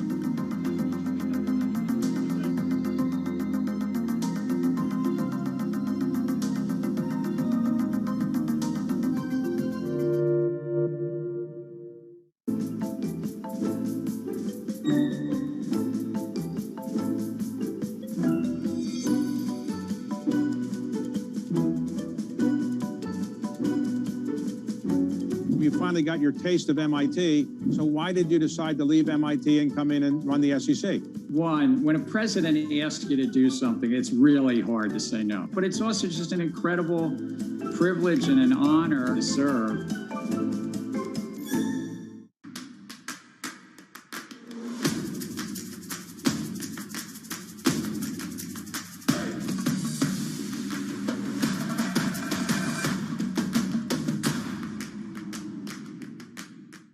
It's really a reminder, isn't it, just how sensitive the markets are to any commentary about trade. We did see some pressure on the yuan, we did see some pressure on the futures. That is now being reversed.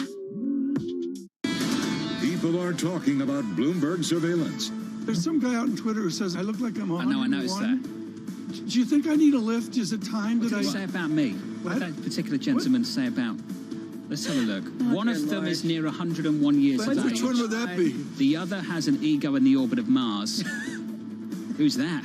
I have no idea. Mrs. Lisa, the only chance to productive conversation. It's a fairly accurate summary of this show, isn't it, Tom? The eyes, or should I do the whole thing?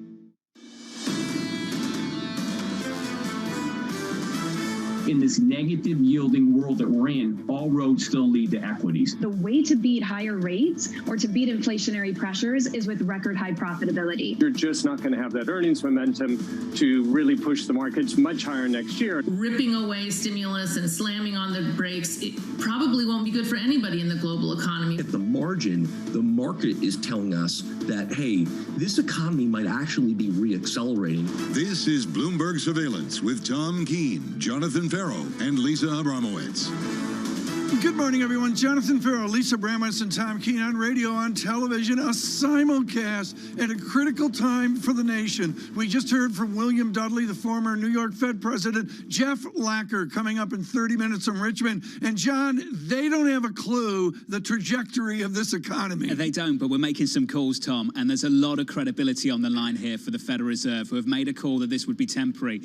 Let's be honest about it, Tom. It's been broader, it's been stickier, it's been higher than they expected to end the year, and they're not changing their mind on that. President Kashgari over the weekend, I think, encapsulates that conversation. Yes, the data has changed. Yes, it's evolved in a way we didn't anticipate. But no, we're not changing our views. John, let's set up the tension and the conversation here in minutes. We're going to have Gene Tenuzo joins us. He looks for a higher terminal value. I believe we heard that from Bill Dudley, codified a little bit by his public service. Goldman Sachs, Jan Hatzius, goes totally the other way. Morgan Stanley are with them, Q1 2023. They think the Federal Reserve waits.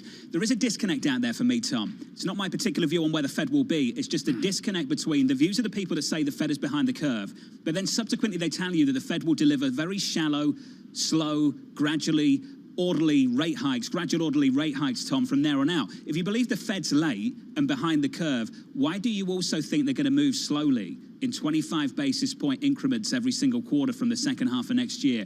That one doesn't add up to me, Tom.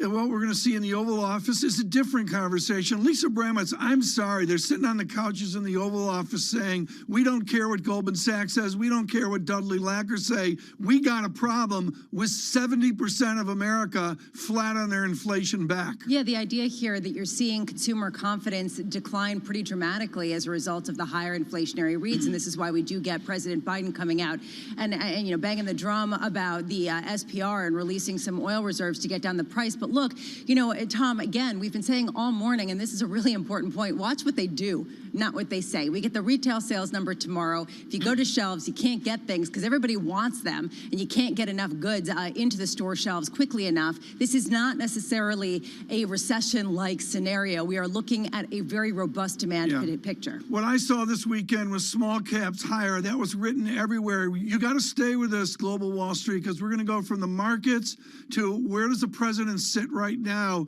to Jeffrey Lacker's conversation. And John, all of them are looking at what small caps signal in inflation, small caps win. The outlook for growth, Tom, 2021, 5.5% GDP. That's the average call, the median estimate. 22, a drop down to a 3.9 for 2022. That's the median view in our survey right now. We had Morgan Stanley out over the weekend, Tom, looking for something close to a 5 handle on GDP. If you can get real GDP of 5% in America next year, Tom, you're going to be hard pushed to convince everyone to pull back from this equity market. Green on the screen, SPX up, Dow up even a greater percentage. That surprises me, John, but probably with the Boeing equivalent, that's one way we do that. What else do you see, John? A bond market that's calm, stable, orderly, 155.62. I say orderly, Tom, because there was a issue from the 30-year last week that was anything but for a lot of people, and it got people a little bit jittery about supply coming out of this Treasury. On a Monday, folks, let us stagger to it. Gene Tenuzzo joins us, Global Head of Fixed Income at Columbia Threadneedle. Gene, why do the crew looking for a lower set terminal value out 4-5 years? Why do they have that wrong? And you and Columbia saying no, like Dudley, it's going to be a higher set. Yeah, thanks, Tom. We think there's a very narrow and very unlikely scenario priced into markets right now. Basically, what the market is saying is that the growth is strong and inflation is a problem, ergo the Fed has to get going and they have to hike quickly after the taper is concluded next year. But then they'll be able to stop after a few hikes and everything will be okay and calm down. And I think that's a very unlikely path. I think you heard Bill Dudley say something very interesting, which is that at some point you really do need to tighten financial conditions, which is something the Fed's tried to avoid so far. I think if they actually want to tighten them, then you need to have a higher rate, maybe not as high as he was indicating, 3 to 4%, but I do think that terminal rate has to be higher. Gene, where's the opportunity then for you in the disconnect? What would you do right now? Yeah, so I think for us, we want to focus on companies that are not benefiting just from this liquidity wave, but are actually fundamentally improving their balance sheet and taking that as an opportunity to move towards a credit upgrade. Those are the opportunities where you can still see price appreciation in the bond market. I think without that, liquidity is slowly going to be drawn away through the course of next year, and those price appreciation opportunities are going to be few and far between. How do you hedge, Gene? Do you end up having just a lot of cash? Well, I think you need to have interest rate hedges in a portfolio. I think you want to be focused more on shorter maturities in general, and floating rate assets I still think make sense. And so I think that leads you to a combination of shorter maturity assets and floating rate assets like bank loans, which should still be in a position to benefit from a rising rate environment. So is this an up in quality trade from high yield up to investment grade, Gene? Well, it's not that simple because generally if you look at a period of generally rising risk premia and generally rising interest rates, like in 2018, investment grade actually didn't do too well. So you have to be careful with that. I think it's one where if you're not playing for price appreciation in a specific area where you think there's an opportunity for credit upgrades or deleveraging, you just want to be short in on the curve and just play for the carry rather than the price change. Gene, you're the first person I've asked this of. Let's start the parlor game for 2022. We're in accommodation somewhere out there beneath the clear blue sky is a restrictive Fed policy. Where's the neutrality tip point right now? What 10-year yield is that? Yeah, I think it's going to be kind of in the 2.5% range, Tom. I think we haven't been there in a while, frankly. And we can look back to previous periods when we've seen rates start to rise. And it's when you start to see mortgage applications slow down, when you start to see price activity in the housing market slow down, that to me is where you're seeing vulnerability in interest rate sensitive sectors. We just haven't seen it yet, but my guess would be from here, it's probably closer to over 2, maybe 2.5% on 10s. I got to wonder, John, as people start talking about the Fed tightening policy, how much you look at, for example, high yield bond yields, which are at about an average of 4%. How much room does the Fed have to move before you get a widespread sell-off that they're going to have to try to contain? And this, I think, is one reason why people say the Fed can't raise rates all that much. Well, Gene, you've got to translate it. When we say tightening financial conditions, we mean equities lower. Do we need credit spreads wider? Is that what we're talking about here? It has to be. You put up the chart of financial conditions and credit spreads, and they look like the same chart. So the Fed has been very, very careful that when times were bad, they want to ease financial conditions, right? They want to bring credit spreads in. If they really do want to address an inflation problem, if that's where we are, certainly at this time next year, if we're still talking about inflation being transitory, by definition, it's not transitory. And if they need to tighten conditions, they need wider spreads. I love that last line. If we're still talking about it, by definition, it isn't. Gene, thank you, sir. Gene Tenuzzo of Columbia Threadneedle.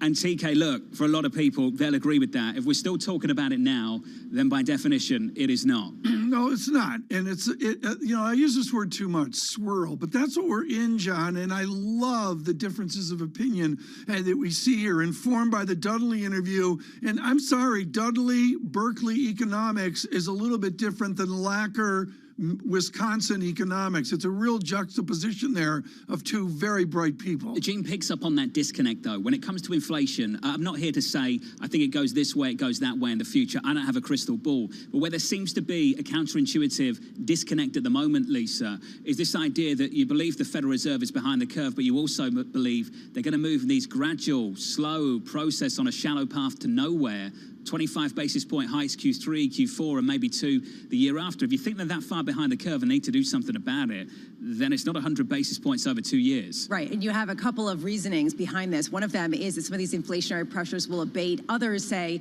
that the Fed is held hostage by the markets, that markets will sell off to such a significant degree if they start to tighten policy more materially that they won't be able to continue that. But faith is not a strategy, as Bill Dudley was saying. One thing that concerns me, John, just because this is my nature, is that nobody is calling for recession, that nobody is worried about this scenario playing out in a material way. No one is prepared for that, John. Enter Bramo. Is that the question you're asking? Where has it been all morning? Well, this to me, I mean, honestly, that's why Danny Blanchflower is so interesting in the responses to him when he talks about recession. There's such anger of potentially having a negative view. It just highlights the lopsided nature of the optimism I right just now. think the data right now, Lisa, is so difficult to read that it is so hard, Tom, to have any clarity on the outlook whatsoever right now. And we're colored by this, folks. The three of us are guilty of us living within 3 zip codes, you know, I mean, even though I don't go below 59th Street. But John, you just, the separation, the differences of America right now, frankly, they're starker than they were when we were in a worse pandemic 6 months ago. Well, the problem on Wall Street, Tom, and we're just sort of guilty by the process. Yes. We focus on the aggregate numbers.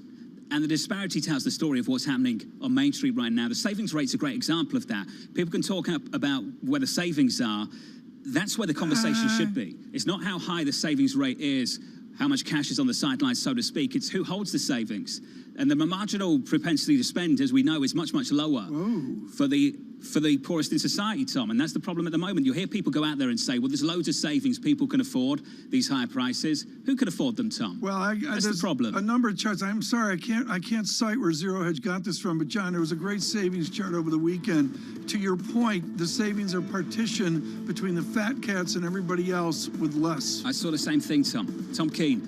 Yeah. Lisa Abramovich and Jonathan Ferro, your equity market up a third of 1%. Very nice, John. On the S&P. Did study economics, Tom. That's very good. Yeah, you know, just let some of it out every now and again. Coming up, John Ferro on elasticity. Of Tang. 1%. And that's introduction to economics, that one, Tom.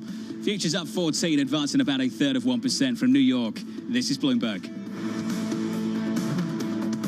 With the First Word News, I'm Leanne Gerrans. President Joe Biden and China's Xi Jinping have plenty to discuss during their first virtual summit. Still, the expectations for a major breakthrough are low. The summit is set for tonight, Washington time. Relations between the two countries are tense. There are disputes over Taiwan, human rights, and the origin of the coronavirus. Here in the UK, police say an explosion in a taxi outside a hospital in Liverpool has been treated as terrorism. The passenger in the taxi died and the driver was injured. Police say the blast was caused by an improvised explosive device the passenger was carrying. 4 people are being held in the case. Senate Majority Leader Chuck Schumer wants President Joe Biden to tap the Strategic Petroleum Reserve to help lower gasoline prices. Schumer says that consumers need immediate relief. The president has hinted he may take action on fuel costs. Polls indicate many Americans blame the president for failing to contain inflation. American Tower has agreed to buy data center real estate investment trust CoreSite Realty. The deal has an enterprise value of about $10.1 billion, including debt. That represents a 2% premium to CoreSite's close on Friday. And big changes to Royal Dutch Shell. It's dropping the Royal Dutch from its name and will make the UK its headquarters. The energy giant is giving up its current dual share structure and walking away from the Netherlands, its home country for a century. Relations between Shell and the Netherlands have been getting worse. The Dutch government says it was unpleasantly surprised by the announcement. Global news 24 hours a day on air and on Bloomberg Quick Take, powered by more than 2,700 journalists and analysts in more than 120 countries. This is Bloomberg.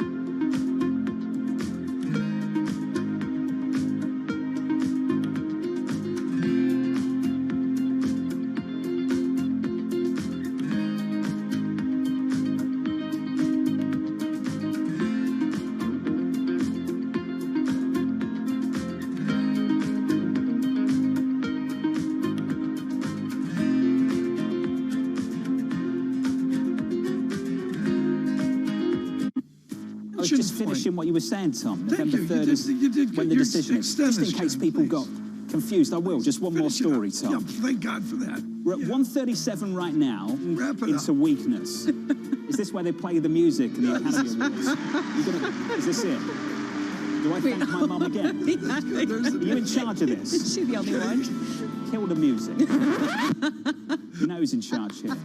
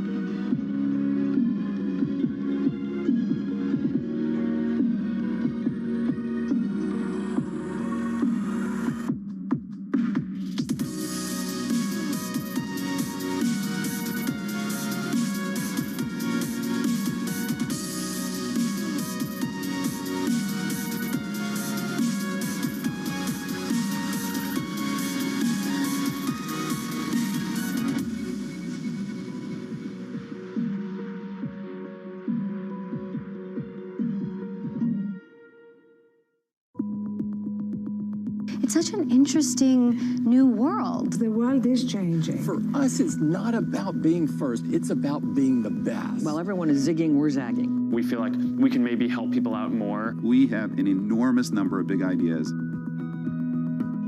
It is really still day one for AWS and for our customers. It is still so early in this business.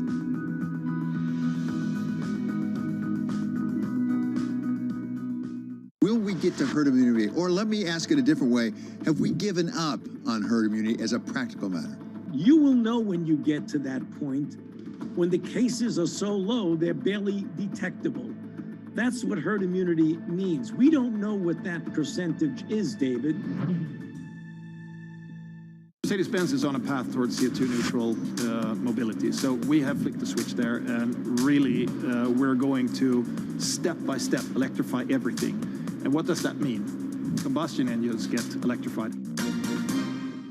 This is a market that over the past few weeks has made it clear it wants to go higher. It got a little spooked by the idea that geopolitical tensions are rising.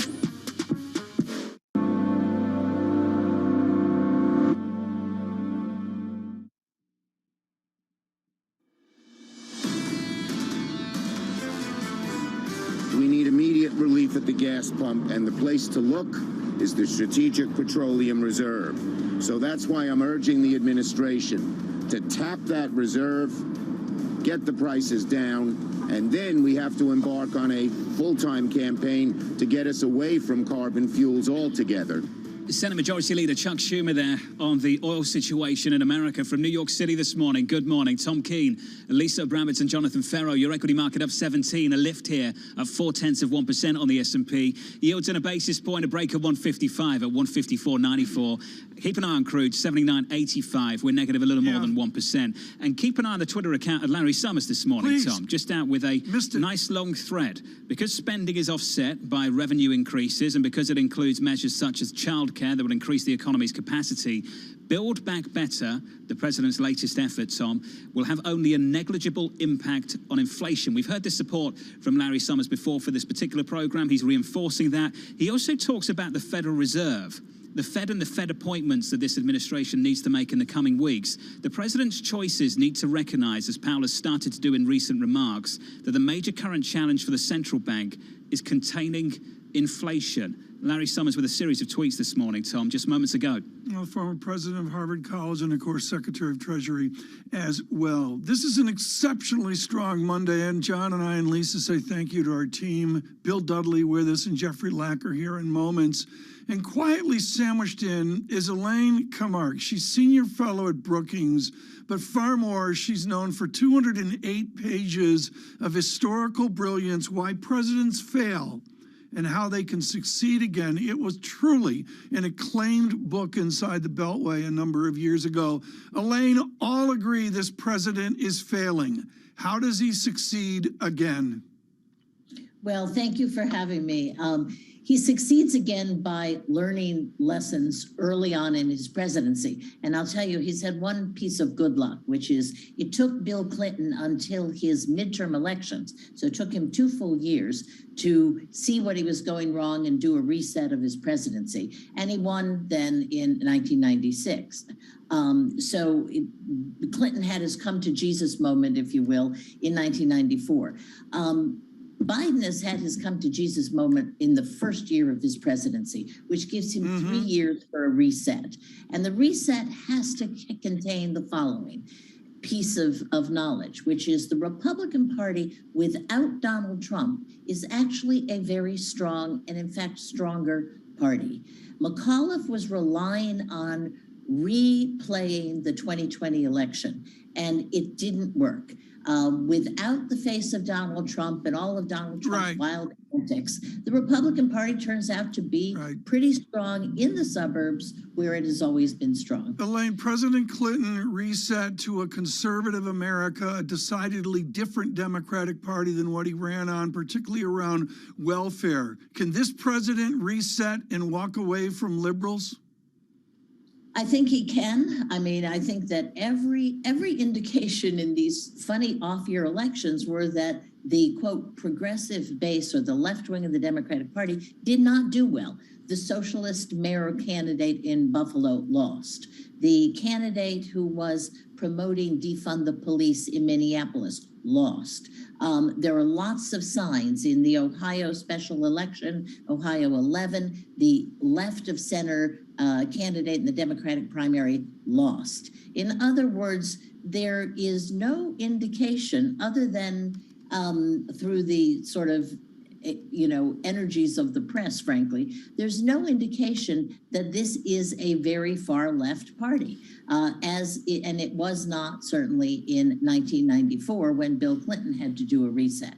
Biden has to be very careful not to fall into the rope-a-dope strategies of the Republican Party, where they take the most far left position, critical race theory or transgender bathrooms or whatever that it may be, and paints it for the whole party. That's a disaster. Elaine, so far, what do you think President Biden's #1 unforced error has been? I think his #1 unforced error has been the promotion of a legislative package that had no coherence to it, and therefore was branded as a $3.5 trillion package. Okay, so in other words, it wasn't branded as a helping American families package. It wasn't branded as a child care, American children's package or anything like that. All we knew about it, all most people knew about it was $3.5 trillion. And it sounded like an awful lot of money. It was an awful lot of money. The Republicans skillfully tied inflation to presidential spending. And I think that you've seen President Biden's numbers go down.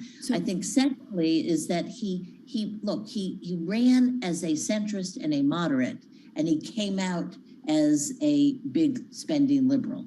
Americans hate that when their president isn't what they thought he was. A lot of people also hope that President Biden would be more technocratic. He would actually get things done and do them well. We still are talking about opened positions in a number of top executive offices, particularly the Federal Reserve, which we talk about every morning here. How much is that also an unforced error just from the functionings of the government?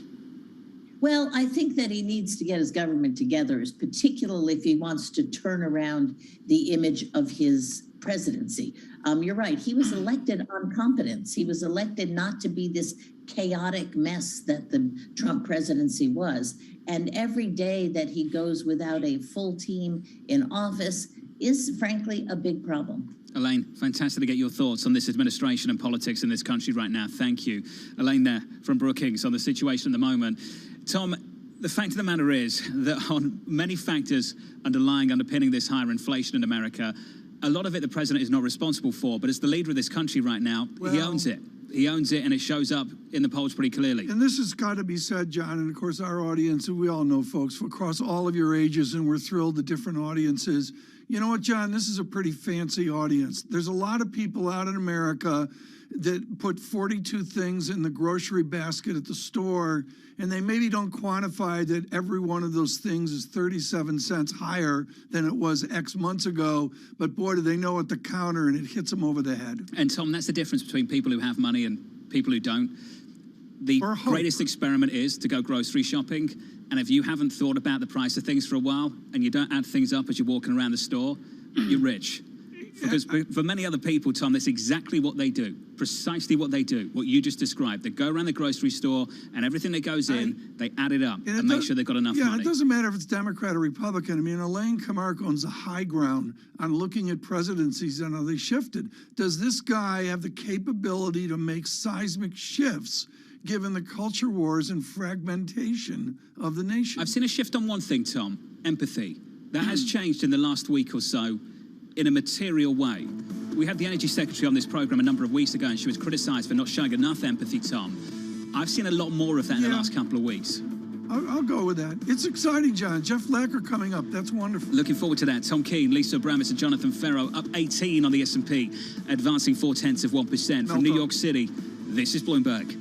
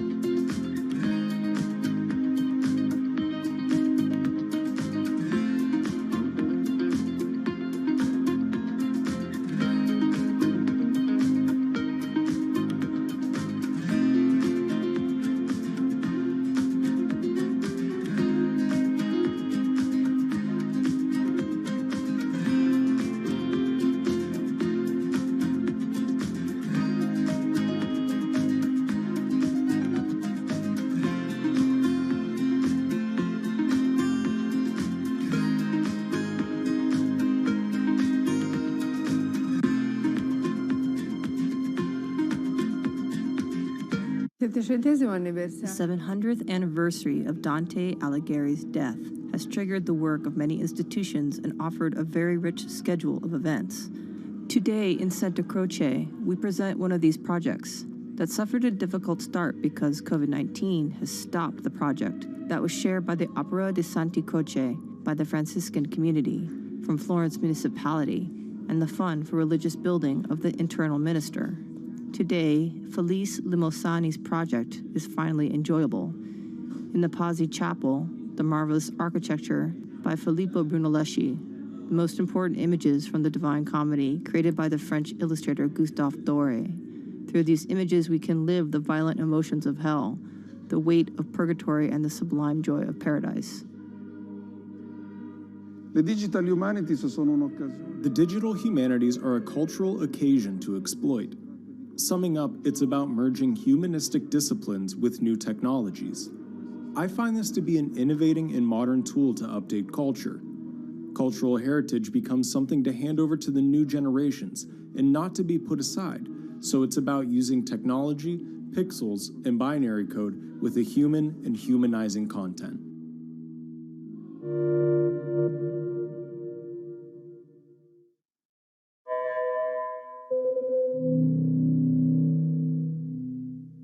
Bloomberg has enhanced search on the terminal to deliver what you need when you need it. Now, you can simply type phrases in everyday English in the command line. Compare financials. Find people. Analyze markets. You can enter phrases or ask questions. What do you want to know today? Ask a question or visit SearchGo to find answers now.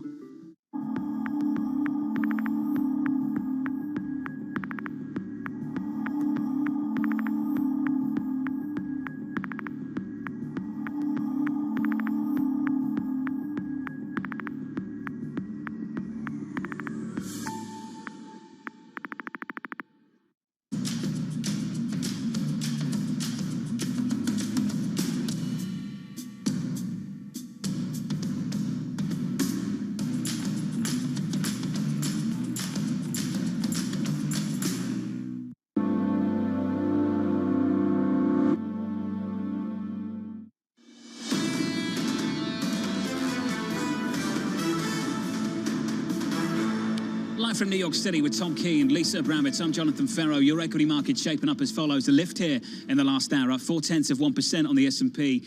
The Nasdaq doing okay, up 0.5%. The Russell, the small caps, TK very focused on them, up 0.6%. In the FX market, stable, unchanged. Euro dollar 114.45. Your bond market shaping up as follows. Yields in about a basis point on 10s to 155.28. In the last week or so, we caught up with Mohamed Al-Arian, got his thoughts on the Federal Reserve and where inflation is going, and on why he thinks this is one of the worst inflation calls in decades. Take a listen.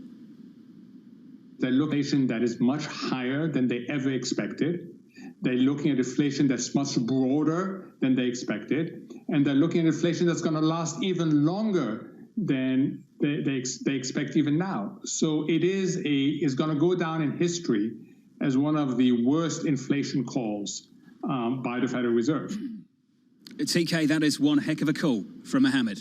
It is. It is a really important call, and of course, hugely respected from the gentleman who's so knowledgeable on game theory. As we spoke with William Dudley earlier, we now speak with Jeffrey Lacker of Wisconsin and, of course, of tenure at the Richmond Fed. And it is a wonderful sequence of conversation because of the history of the Richmond Fed. No one is owned economic history like the Richmond Fed back to 1912. And we're thrilled that Jeffrey Lacker could join us this morning. Jeff Lacker, we are talking in the comments there of Bill Dudley of Berkeley and, of course, of the New York Fed shifting, dare I say, Jeff, to the edge of Lacker. Does it surprise you to see moderates or even some doves approach a more cautious Richmond view?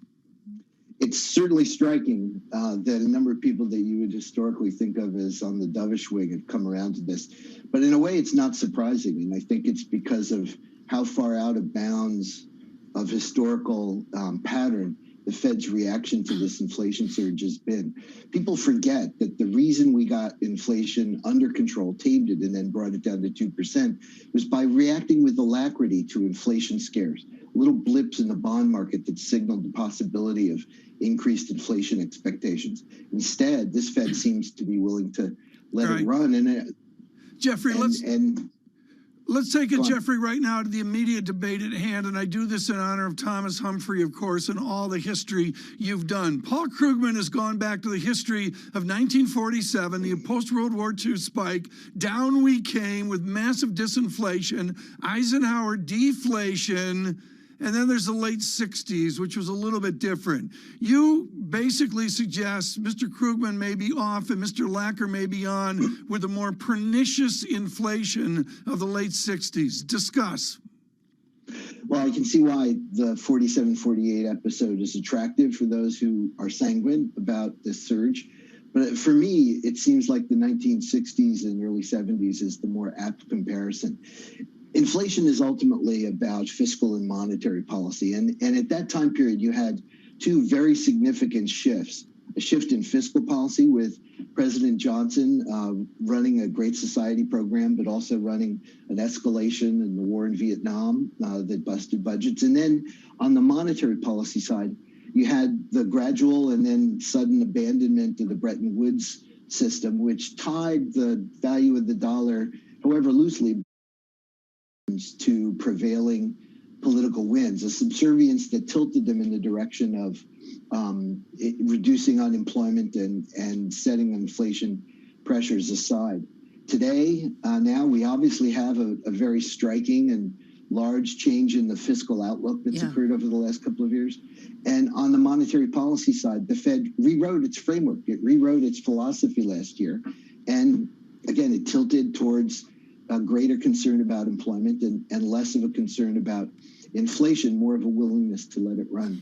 Jeff, so do you agree? Parallels are striking. Do you agree then that the remedy is going to be a very quick series of rate hikes or perhaps a jump akin to what Bill Dudley was talking about, where we could get 3 to 4% end policy rates or peak policy rates in the cycle? 3 to 4% wouldn't surprise me in the cycle.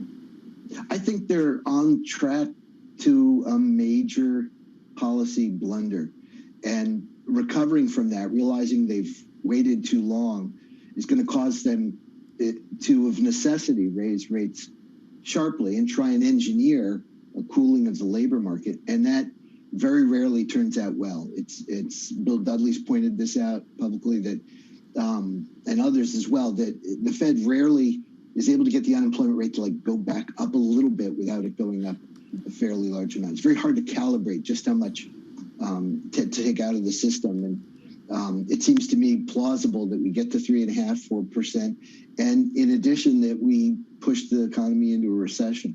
Yeah, well, that's exactly where I was going to go with this, Jeff. I mean, I'm looking right now at the average high-yield bond yield. The average junk bond yield in the United States is currently at 4.23%. That is all-inclusive. You get the overnight rate at 3.5% to 4%. What does that do to the valuations of these securities? What kind of recession are we looking at? And won't the Fed be reluctant to move in that kind of manner because of the torpedoing effect on markets?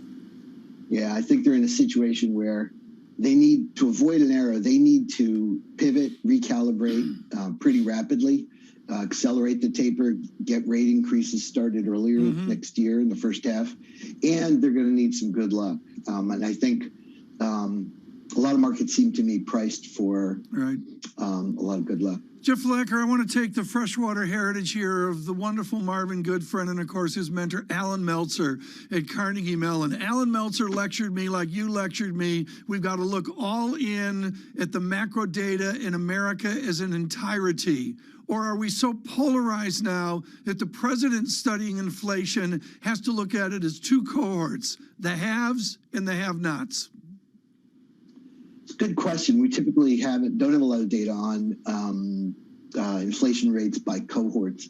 I think more broadly, differential effects of inflation translate into different political implications for the Fed, different levels of political system dissatisfaction for the Fed. On the employment side, I think the Fed's redefined maximum employment as broad and inclusive.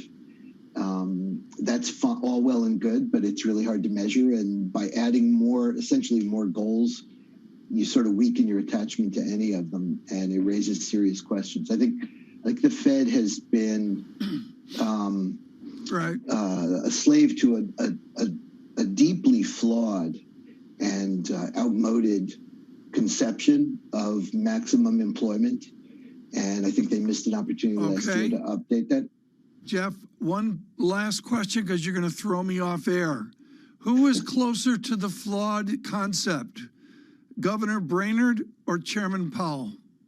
I don't see much daylight between them on this. I think that they're both strongly aligned with the House view that the board staff and others in the system promulgate, views maximum employment as this timeless parameter that we get to at the very end of a long expansion, if in the event that we're not hit by any shocks in the meantime. And you have to ask yourself the question, what was maximum employment in the third quarter of 2021?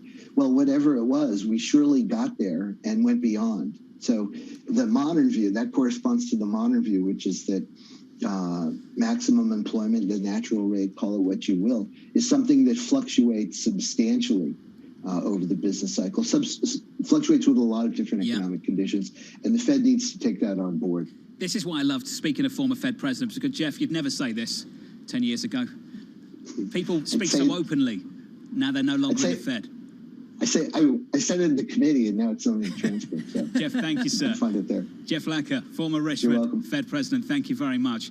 That's the story this morning. The former Fed presidents, Lisa, taking a very different line on what should happen next. They are sounding the alarm. Make no mistake, they are saying the Fed has put itself between a rock and a hard place and is on the verge of committing a massive policy error that's going to end up torpedoing the economy and letting the markets absolutely go into a tailspin. This is not consensus, 3.5% to 4% policy rates. This is something not in anyone's projection right now on Wall Street. One quick observation. David Rosenberg is one of the brightest and clearest speaking economists I know. Legendary at Merrill Lynch, holding out his shingo up in Toronto right now. I have never seen the ambivalence in a David Rosenberg note, John, like I see this morning. And it covers everything we're doing here in this November. Incredibly sharp, gentlemen, and that's what's amazing about this particular topic, this moment, Tom. in economic history is how divided really smart, intelligent people are on the same topic. Here's some data for you from the New York Fed Empire Index. Above estimates, the employment component of this, a record high. There is still some really decent data out there. Prices up, seems to be the story.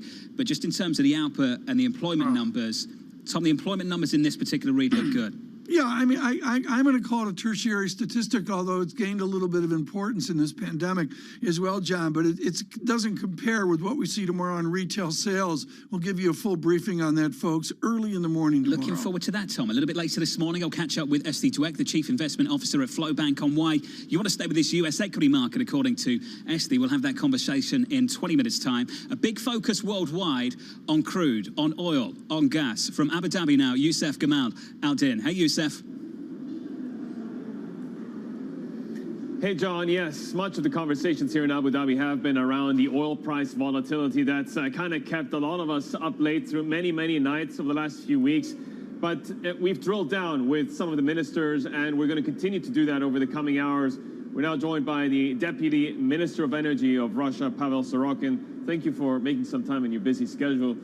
Pavel, I mean, what are you seeing in terms of the supply-demand balance? Because the Saudis, the Emiratis, the Omanis, they're all quite relaxed. The heated rhetoric from the U.S. and the accusations, they're brushing them aside. There's no need for additional barrels.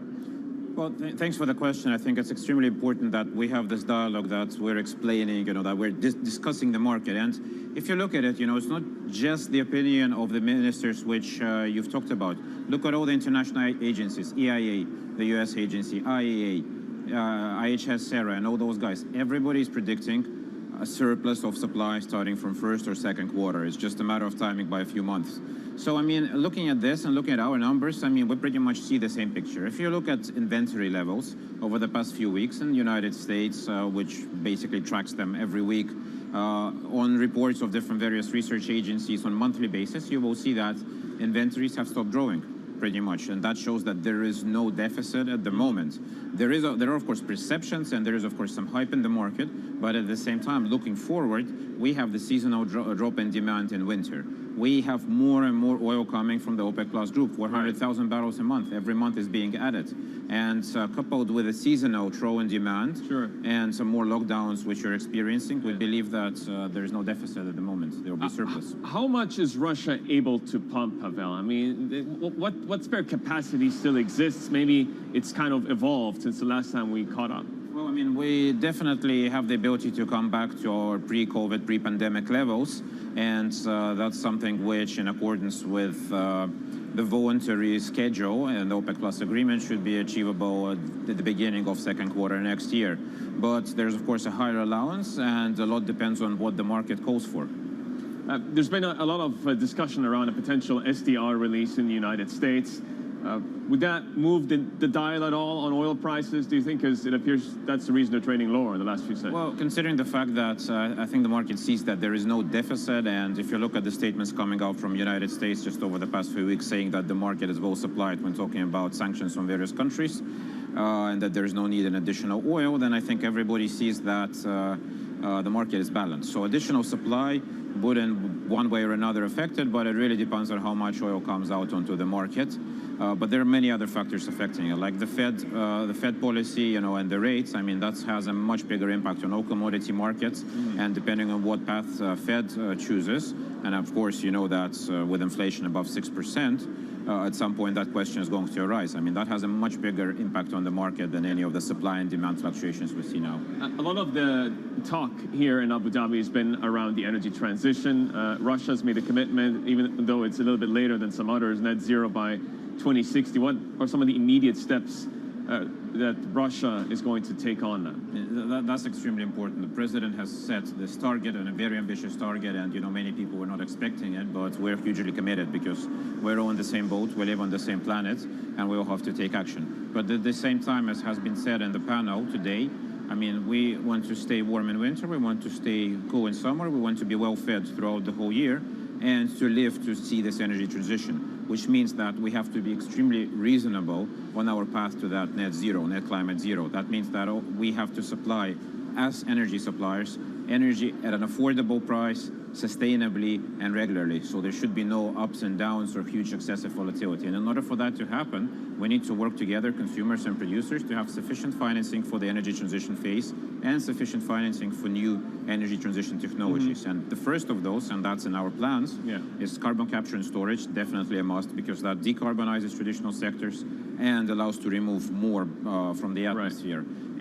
Forestry, and hydrogen, of course. So those are the three pillars which we plan to focus on in the next few years and hopefully yielding fast results. We heard earlier from the CEO of Naftogaz, and he says that Russia is creating artificial shortages of natural gas. This is a direct quote. Currently, they are blocking supplies to Europe, and they should increase supplies to the continent to ease the energy crisis. How do you respond to that? I think that this is our relationship with European customers and our contracts with European customers. Our president has clearly stated, showing figures and statistics, that we're fully complying with all contract terms and we're fully satisfying everything that is being requested from us.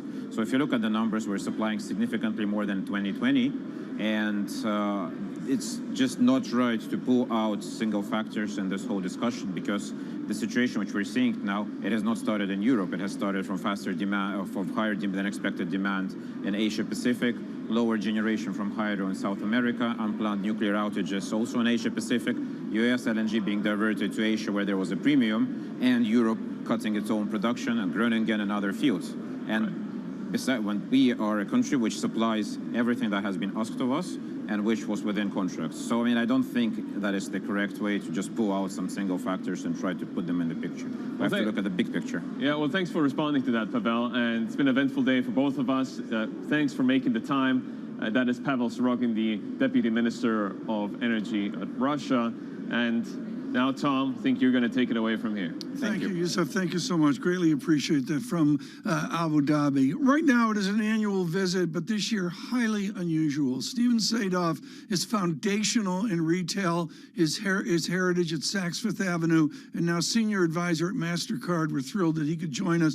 I've never seen an essay like you wrote for MasterCard, you and your team, Steve Sadoff, of the bang-up year. What I love is you go back and do a compare and contrast, not pandemic, but with 2019 reaching out to the guesstimates of this holiday season, and I see retail up 12% after auto and gas taken out, and I see what Lisa cares about, baubles, bangles, and beads, up 40%.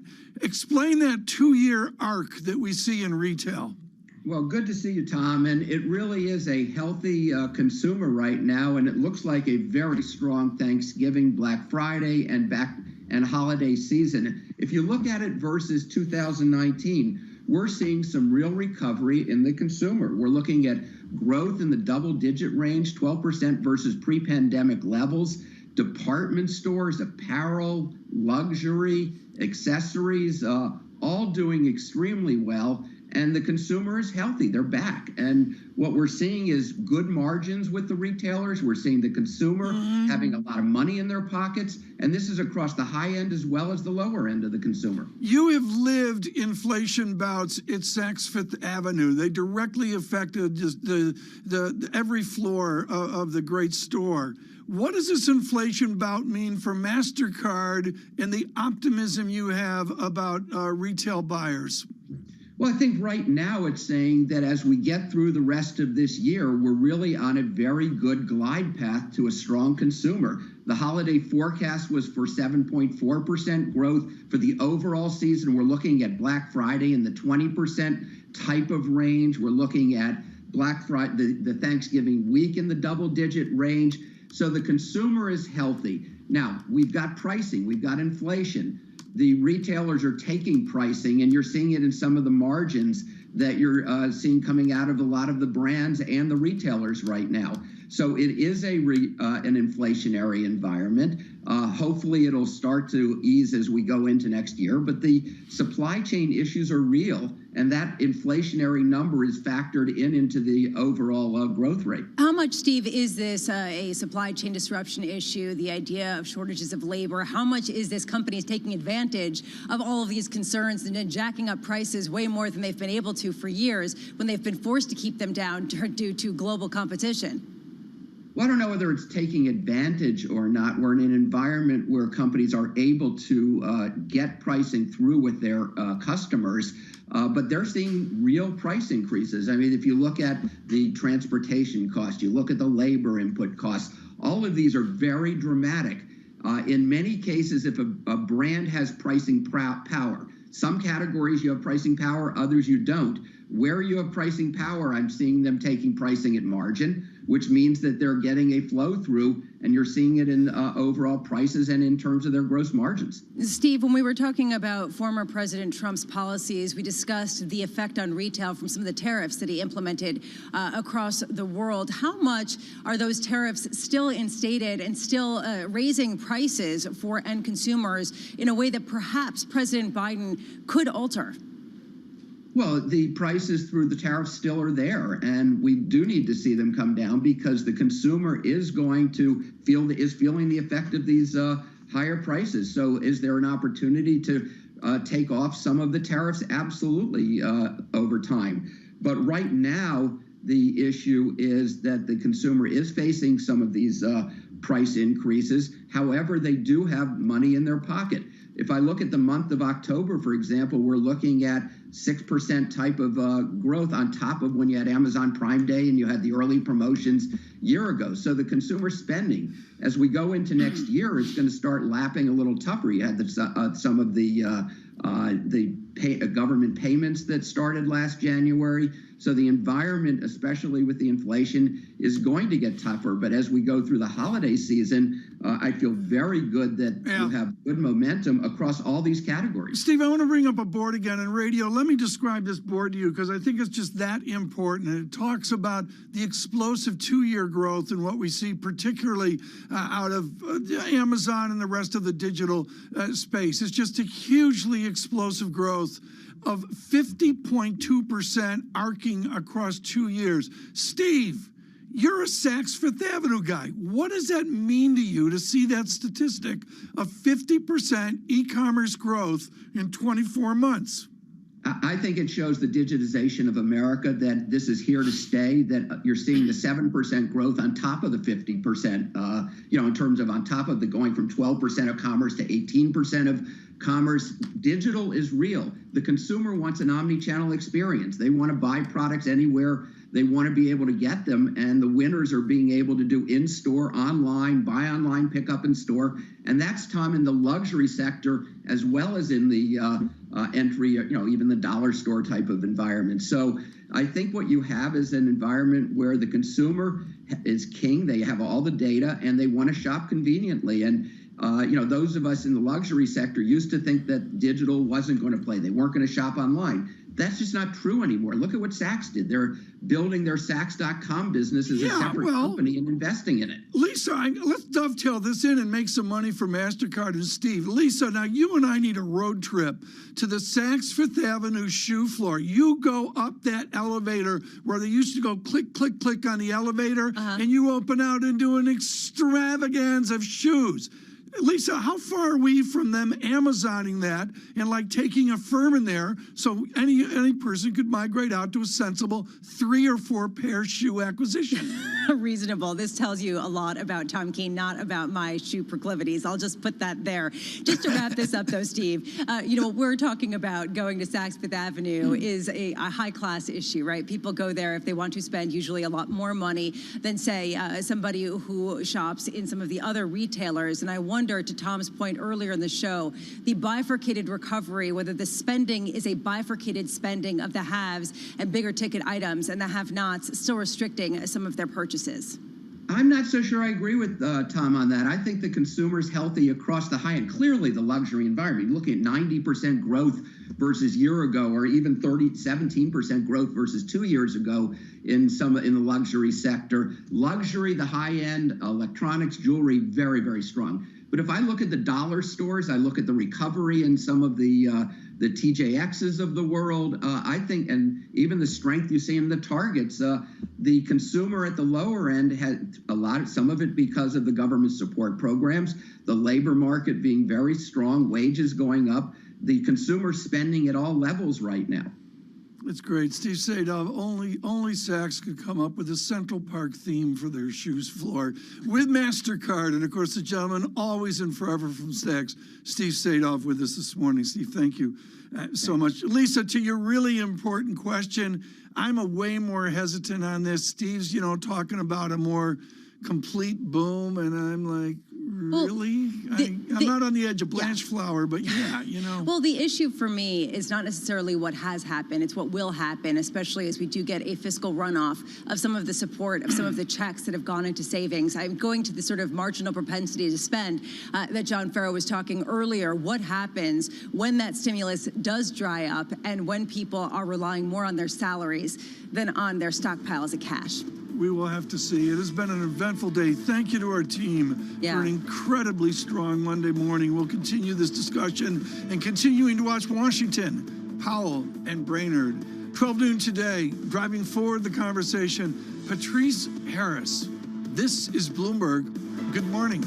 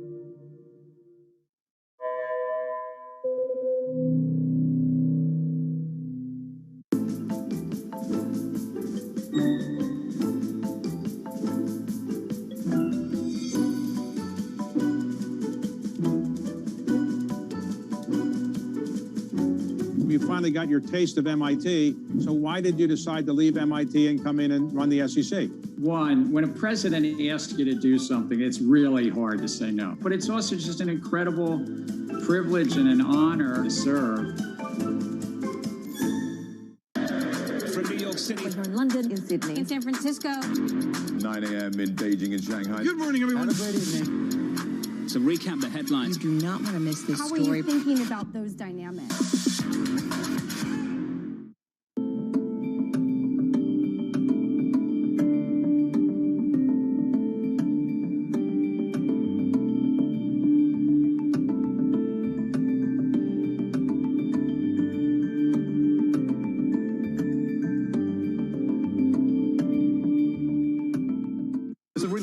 Isn't it, just how sensitive the markets are to any commentary about trade. We did see some pressure on the yuan, we did see some pressure on the futures. That is now being reversed.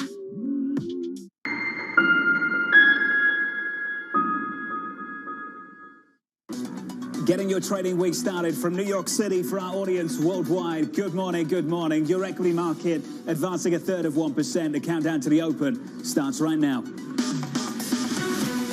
everything you need to get set for the start of U.S. trading. This is Bloomberg The Open with Jonathan Ferro.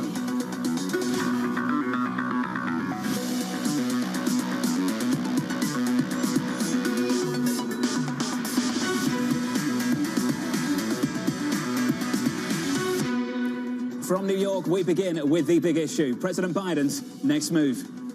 The infrastructure bill, we still need to understand entirely what's in it. Agree on what Build Back Better is and get it passed. But certainly, a prudent use of money to invest in infrastructure makes sense. We're going to see some stimulus, and it's going to be spread out over years. It's going to be nothing compared to what we've seen the last 24 months. The medium-term impact of Build Back Better on inflation is negligible. We still don't know who's going to be the chair of the Fed. It'll be quite interesting to see who President Biden actually nominates. I don't think that the shift away from Powell to perhaps Brainerd is going to make that much of a difference. I think it really matters. If you're now blaming everything on Powell, it allows the Democrats and Brainerd to start saying, we have to get this under control. Whoever comes in is going to have to tighten rates.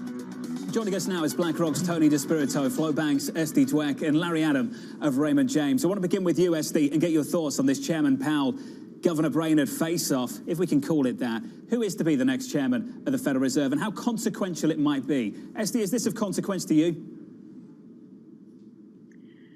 I think in the short term, it does have an impact on markets. I do think markets would be happier to have the continuity with Powell. And it does feel like Powell would have more flexibility in how he approaches the growth concerns over next year. And if we do see the slowdown back towards trend, and of course, the big inflation question, ultimately, it won't make that big of a difference over the next 6 to 12 months. I don't think, but in the short term, the more continuity, the better, and maybe more confidence that Powell can let things run hot a little bit or not, unlike possibly Brainerd, who'd want to maybe put her mark on the Fed and might have to react differently. Larry Adam, there's a range of views on this. What's yours? No, I still think that Powell is the heads on to get it. I think, as was said, continuity is very important. I think he's done a great job, and in my opinion, I think he's earned the right, given how he's been able to navigate through this pandemic. So I still think that he will get it, and it'll reduce some of the uncertainty. And if Brainerd gets the vice chair job, I think that's a win-win. Tony DeSpirito, a win-win for you? I do think that would be a win-win. I do think the market would like the continuity of Powell being reappointed. But I think whoever's in the spot has a hard job ahead of them, right? Inflation is definitely running hot.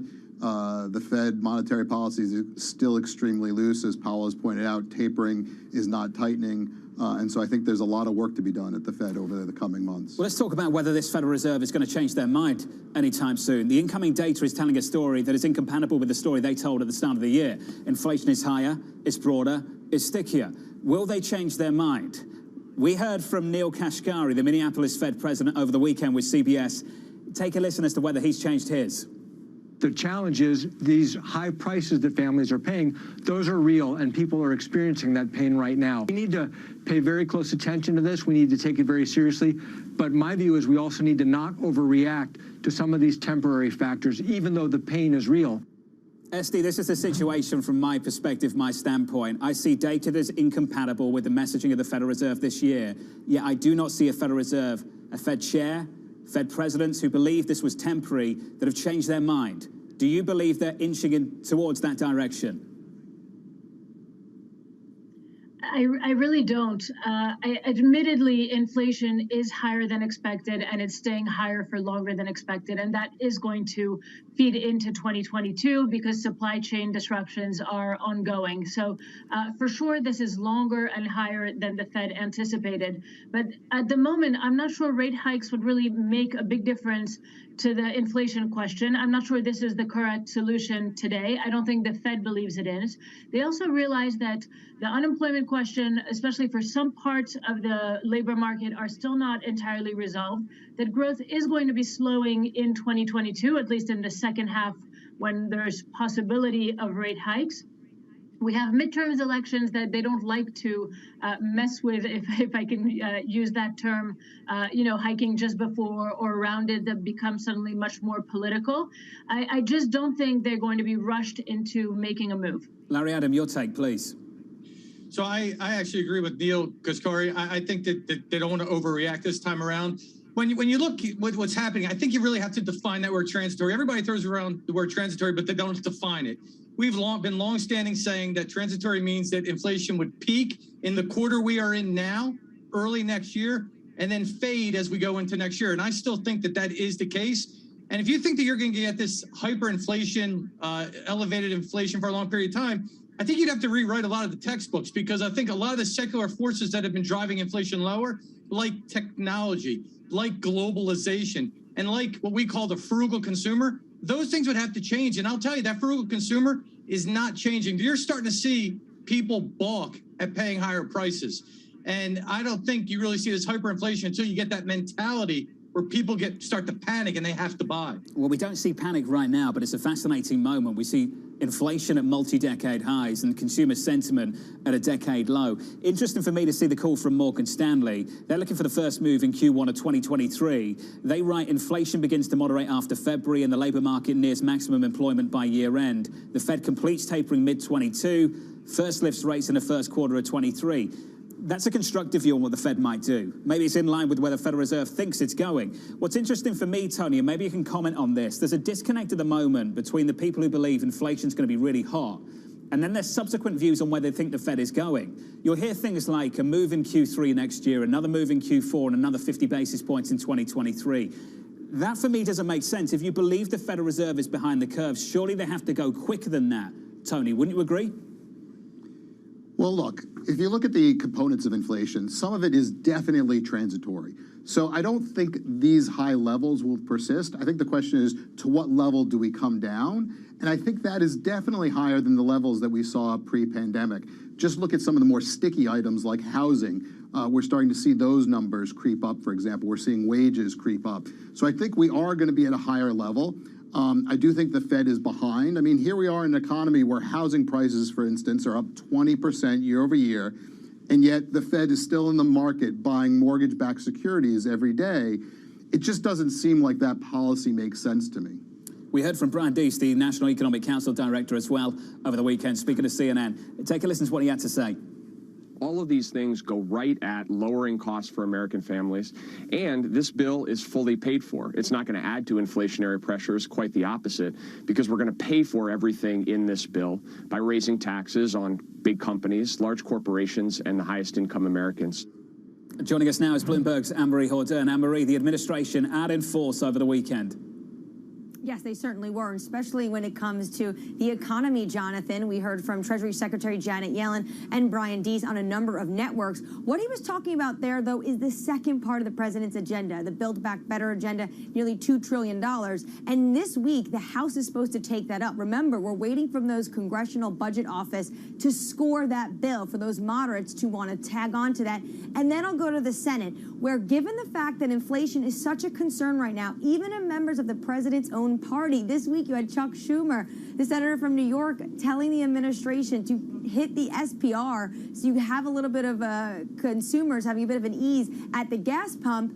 They are trying to say that that second bill will not impact inflation, especially not in the immediate term, and actually economists say longer term it'll ease those concerns. Today, Jonathan, though, the president's going to be signing the hard infrastructure agreement. And given where his polls numbers are, approval rating at a new low of 41%, the administration is really hoping that that hard infrastructure, shovels in the ground, can really help bring up his approval numbers. Anne-Marie, just weigh in on the Fed chair race just briefly. I told you I'd ask you all week until we got a decision. What's the latest? Well, potentially we'll get a decision as soon as this week, according to the Wall Street Journal. Their latest reporting this morning gave a little bit of, we get these news drops on what the discussions potentially look like for the Fed chair. And what they said was that Chair Powell and Governor Brainard went in with the president, met for around a similar time, but Brainard actually went over her allotted time. Not sure if we should read too much into that just yet. But another interesting tidbit, Brian Deese was the only advisor in that room with the president. So it does seem to be like he has a lot of influence in this decision. Gary Cohn did as well. back in the day too. Anne-Marie, thank you. Anne-Marie Hordern, down in Washington, D.C. on the latest. A lot of outlooks starting to pour in right now, and I've picked up on Morgan Stanley's, who put out a lot of research over the weekend. Their view on inflation and on growth is fascinating. They see PCE coming down to 3%. They see GDP ending the year in and around 5%, yet they are not bullish on this equity market. The S&P 500 year-end next year, 4,400, overweight Europe, overweight Japan, underweight the United States. ST Dwecker, what's your view on this particular story, this call? 4,400 year-end next year. I believe you push back. Yes, I would push back. The reality is it's difficult to imagine the U.S. underperforming so much or having such negative growth when you still have higher growth than other regions and above trend growth. At the moment, fundamentals are strong. Margins are at all-time highs. Earnings were much stronger than expected given the Delta variant and supply chain challenges in the third quarter. Of course, it's going to ease a little bit from a year-on-year perspective now that we're coming more into those reopening quarters, especially as we go into 2022. But I don't see any major obstacle today that suggests these fundamentals are going to disappear entirely. As I said, the Fed, I think, is going to stay on a relatively cautious path and not going to hike overly aggressively. We'll have some fiscal support, at least the hard infrastructure, if not much more, though that does take a little bit of time to move forward. But companies have proven they are able to adapt. They've been able to pass on some of the costs. This might not last as long, but they can squeeze margins a little bit. So difficult to be that negative on the U.S. equity market for next year. Tony, just a final word on this, if you can. It's fascinating that when we have a conversation on inflation, we leave out the conversation on GDP. The forecast for next year, even with a 3 handle on inflation at some shops, at the same house, you'll see a GDP forecast, real GDP of 4 to 5%. Does that get it done? Does that keep you invested, Tony? Isn't that good for this equity market? Oh, I'm very encouraged for the equity market. First of all, while we do have rising inflation, we have very negative real rates, and I think that's pushing investors even further into equities. So I think that creates a nice bid for equities. And then when I think about the U.S. versus Europe, I think people look at multiples and say, gee, the U.S. multiple is so much higher than the multiple in Europe. That's true, but what it misses is a look at fundamentals. And the quality of the companies in the U.S. is much superior, and is the long-term earnings growth. And so I look at it, and I'm still very favorable on U.S. equities. It's the view on real yields that I think separates Morgan Stanley from a lot of other people right now. We can build on this through the hour. ST Dweck, Larry Adam, Tony DeSpirito. Coming up on the program, OPEC staying the course as President Biden faces mounting pressure to tap the SPR.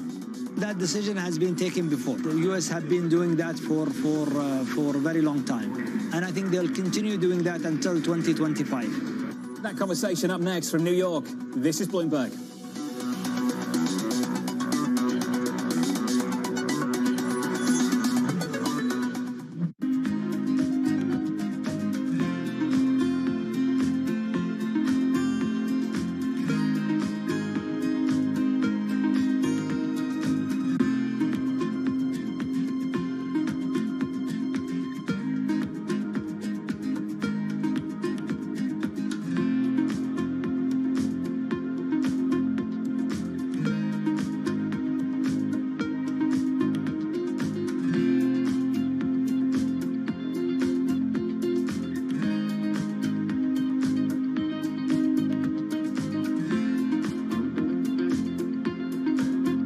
Common ground on energy that you share now with the Prime Minister of the United Kingdom? We are both very committed to the transition to a net zero future, and as part of that, to building up the renewable energy capacity for Scotland and the UK. Scotland has got massive potential in wind energy in particular, onshore and offshore, but also some real potential in new and emerging technologies, carbon capture and storage, for example. There's also, I think, an understanding, and perhaps the UK government and I don't entirely agree on the detail of this, but we must accelerate the move away from fossil fuels. We've got to do that carefully in a way that protects the people who are currently employed in that sector in Scotland, around 100,000 jobs, and do it in a way that doesn't see us importing more oil and gas, but instead moving to the alternatives. This is a market that over the past few weeks has made it clear it wants to go higher. It got a little spooked by the idea that geopolitical tensions are rising.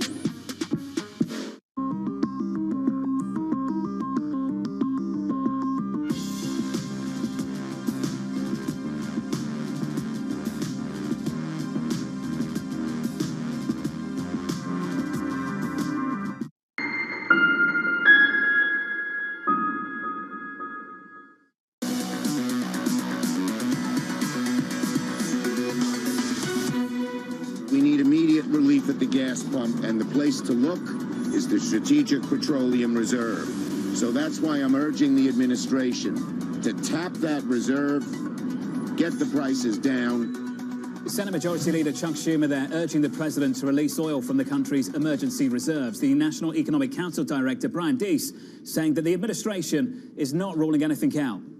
The president has made clear that all options are on the table. We're monitoring this situation very carefully.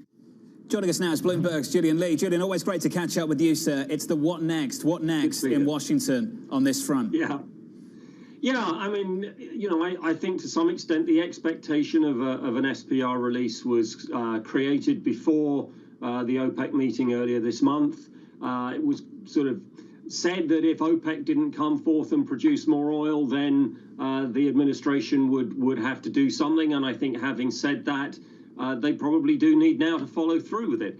Is that going to suddenly put more gasoline on forecourts? No, it's not.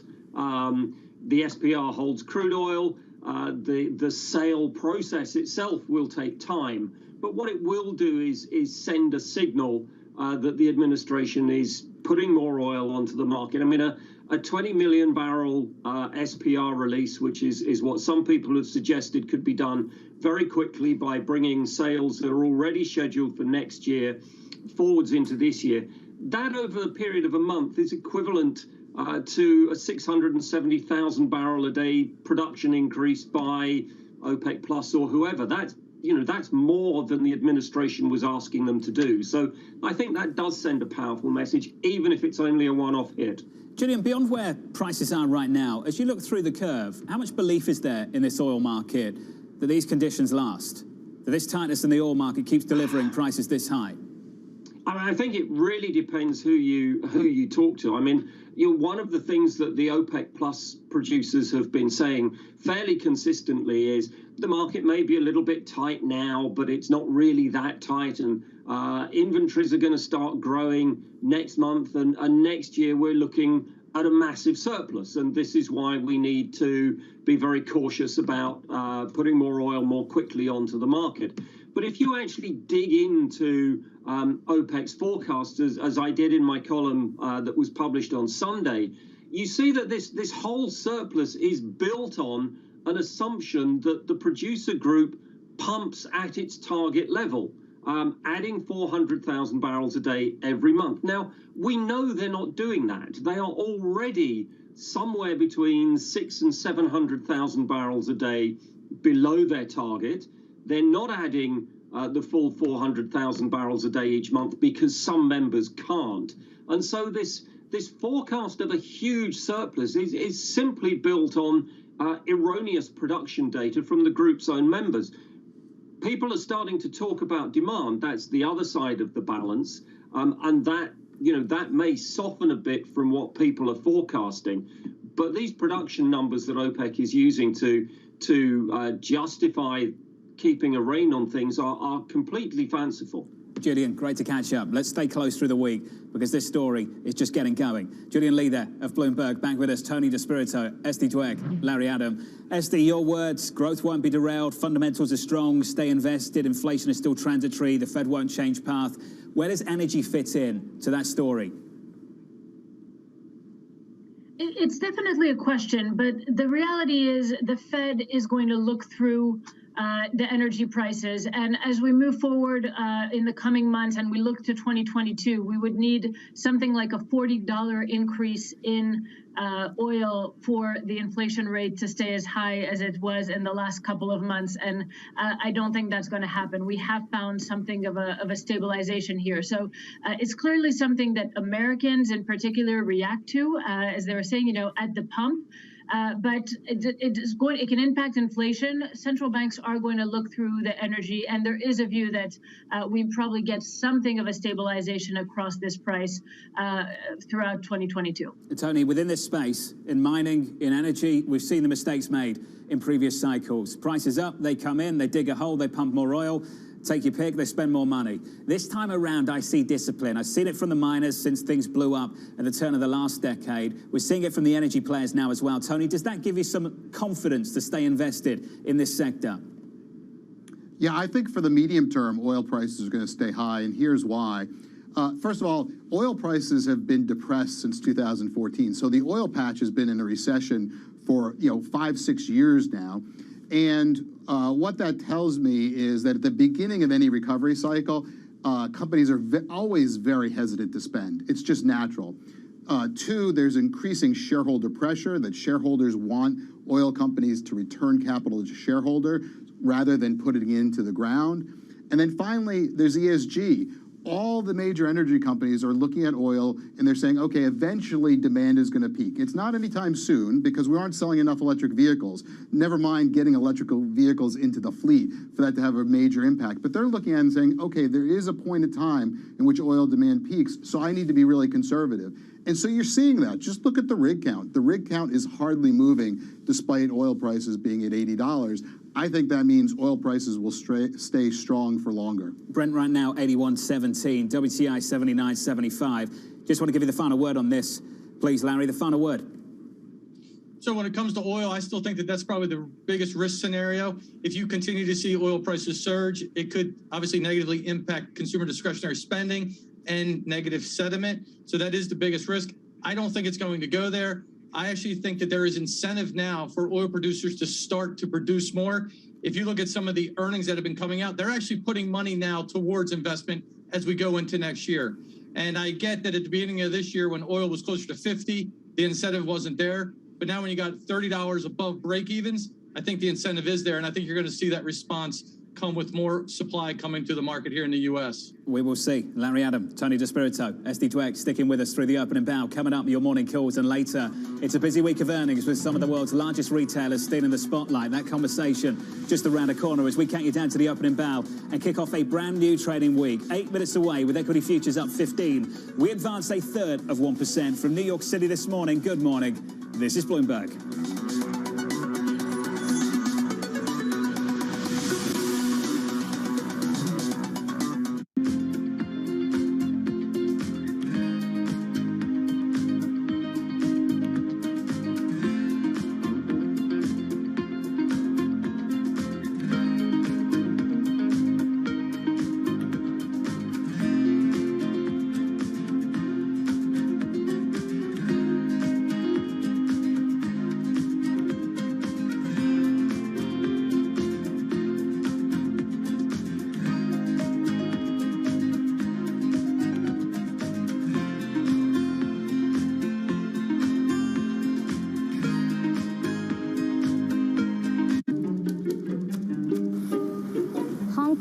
His top spot as Asia's busiest airport in 2020 when passenger traffic slumped 88% from 2019. The lack of a domestic market and strict COVID rules have made for a slow recovery, and walking through the airport, the majority of F&B outlets and shops do remain closed. Here in the departure hall, long stretches still remain boarded up in areas where you would typically see throngs of passengers waiting to board their flights to destinations across the world. Only 2 lounges do remain open to travelers, one operated by the Plaza Premium Group and the other by Cathay Pacific, down from the 12 that are usually open here at the airport. Unfortunately, when COVID had hit, we had closed a lot of our lounges and airport hospitality services. We're cautiously optimistic with the growth. COVID certainly has forced a rethink of strategy to be nimble in the face of policy uncertainty during the pandemic era. I think what we've seen during this period of time is that communicating via video is not a fad, that we are using it in all aspects of our lives, for work, for learning, for communicating, for staying in touch.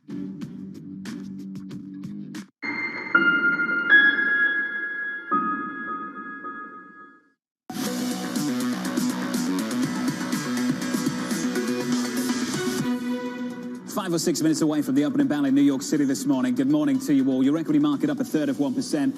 Marginal, small, mild move lower last week on the week, down by 1/3 of 1% or so after we finished the week pretty strong on Friday. We're up across the board here on the Russell up 0.5 of 1%, on the Nasdaq 100 up 0.4 of 1%. As we look out to 2022, the range of outcomes incredibly wide, and the views on Wall Street too. 50-50 was the view from RBC's Laurie Calvasina earlier this morning. We'll touch on that a little bit later. Morgan Stanley looking for 4,400 year-end next year. They look for plenty more downside. The call from Morgan Stanley, patience for the Federal Reserve. Switch on the board against the bond market, 2s, 10s and 30s. Yields unchanged on the session on 2s. We're up to about 51 basis points on 2s. Morgan Stanley don't think the Fed makes a move until Q1 2023. Even with PCE with a 3 handle, even with GDP close to 5, they think this Federal Reserve can remain patient as inflation fades and employment starts to improve. Employment growth is what we all want to see, and that participation rate starts to inflect higher too. Your yields are up 2 basis points on 10s to about 157.68. That's the price action here in the morning calls. We begin first up with UBS, upgrading Chevron to a buy, a 125 price target. The analyst anticipating higher oil prices and strengthening demand. That stock is up 0.5 of 1% at 114.80. Your second call from Morgan Stanley initiating coverage on CrowdStrike with an underweight rating. The analyst expecting growth to start stalling and increasing competition. We're down there by almost 3.9% at 273.34. And your third and final call from KeyBank, raising its Netflix price target up to $7.25, growing more confident about the company's ability to increase net subscribers. That stock just inching higher by 0.25 of 1% to 684.26. Coming up, a big week for retail earnings, offering new details about the supply chain and the health of the US consumer. That's all just around the corner from New York City. Your opening bell is next. This is Bloomberg.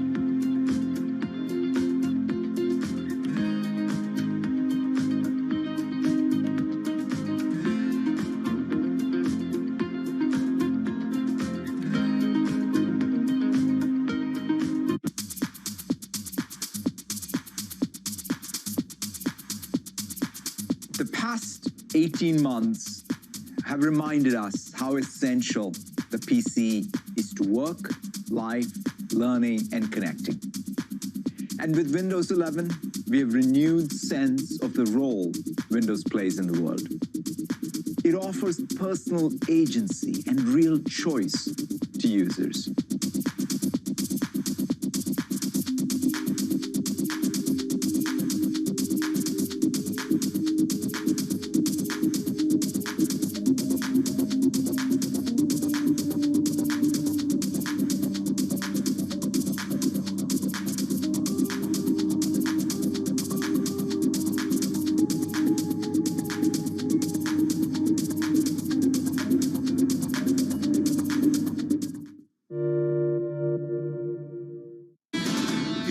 Talking about Bloomberg surveillance.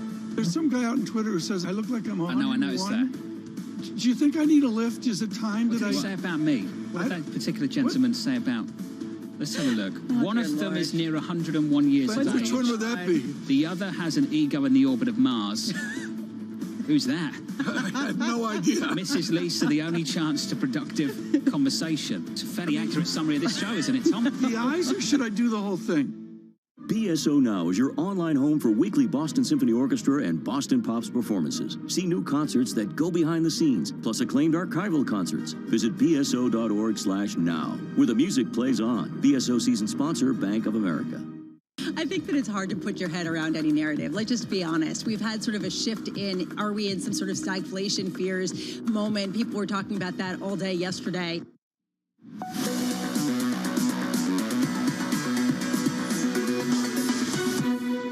25 seconds away from the opening bell in New York City this morning. Good morning to you all. Your equity picture looks like this. Up 13 on the S&P, advancing about 1/3 of 1%. On the NASDAQ, up about 1/3. On the Russell, the small caps looking good, up 1/2 of 1%. The outlook for next year, a key conversation on this program this morning. That's the opening bell. Switch up the board and get to the bond market. Yields look like this on 10s. They come up 2 basis points to 158.19. In the FX market, euro dollar unchanged at 114.40. And I've said it all morning, look out below on crude. We're down by 1.5%, 79.57, call it 79.60 now on WTI. As this conversation starts to build about what the US and this administration could do to help bring prices down at the pump. Your equity market there, up about 0.1 of 1%, 20 seconds in. We advance utilities, top of the pile at 0.4 of 1%. Bottom of the pile so far, real estate down by 0.05%, just short of 4,700 on the S&P 500 right now. I caught up with Lori Calvasila of RBC a little bit early this morning on the path to her call, the path to 50-50 year-end next year. Even though economic growth is expected to cool off next year, and we do have some hurdles to get through, frankly, on supply chains and inflation, if we're right about where the economy is going to end up next year, if it's about a 4% type number, which is what the economics community is anticipating right now, we should be getting to somewhere around 5,100 on the S&P.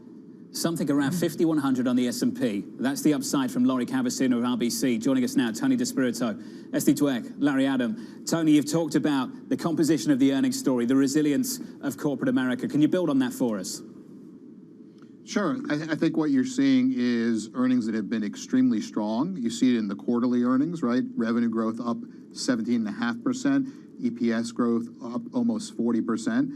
Now, that's going to moderate for sure because that's normal and that's natural. And I call it a normalization process. And we'll also see the size of the beats, both in terms of revenue and EPS. I would expect that to start to normalize as well. And you could even say we saw some of that this quarter in that both the revenue and earnings beats were above the 5-year historical average, but below the more recent average of the last 4 quarters. And so I would expect to see continued normalization, but that means still very good growth and I think very good things for stock markets. Tony, you've had some very good performance. I'm looking at the portfolios that you help manage, help oversee. More than 20% returns across the board year to date against the S&P, which is something in and around that. It's been a fantastic year, and you've done more than keep up on some cases. Tony, I just wonder how you're thinking your investments have evolved through the year.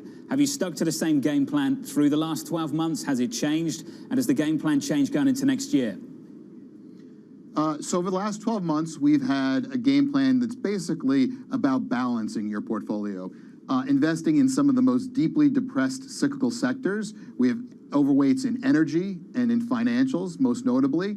Those are the stocks that got hurt most by the COVID pandemic and have the most to recover. I still think those will be incredibly strong next year. We've talked about energy, and I think rates are very good for banks. In fact, banks are one of the few sectors that would benefit from rising rates. So that's one side of the barbell. The other side of the barbell are what I would call high-quality, stable compounders, notably tech and healthcare.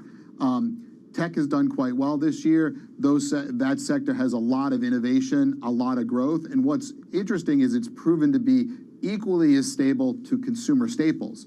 So you get better growth and same stability. And then healthcare has lagged this year, but I think that's still a very interesting sector going into next year.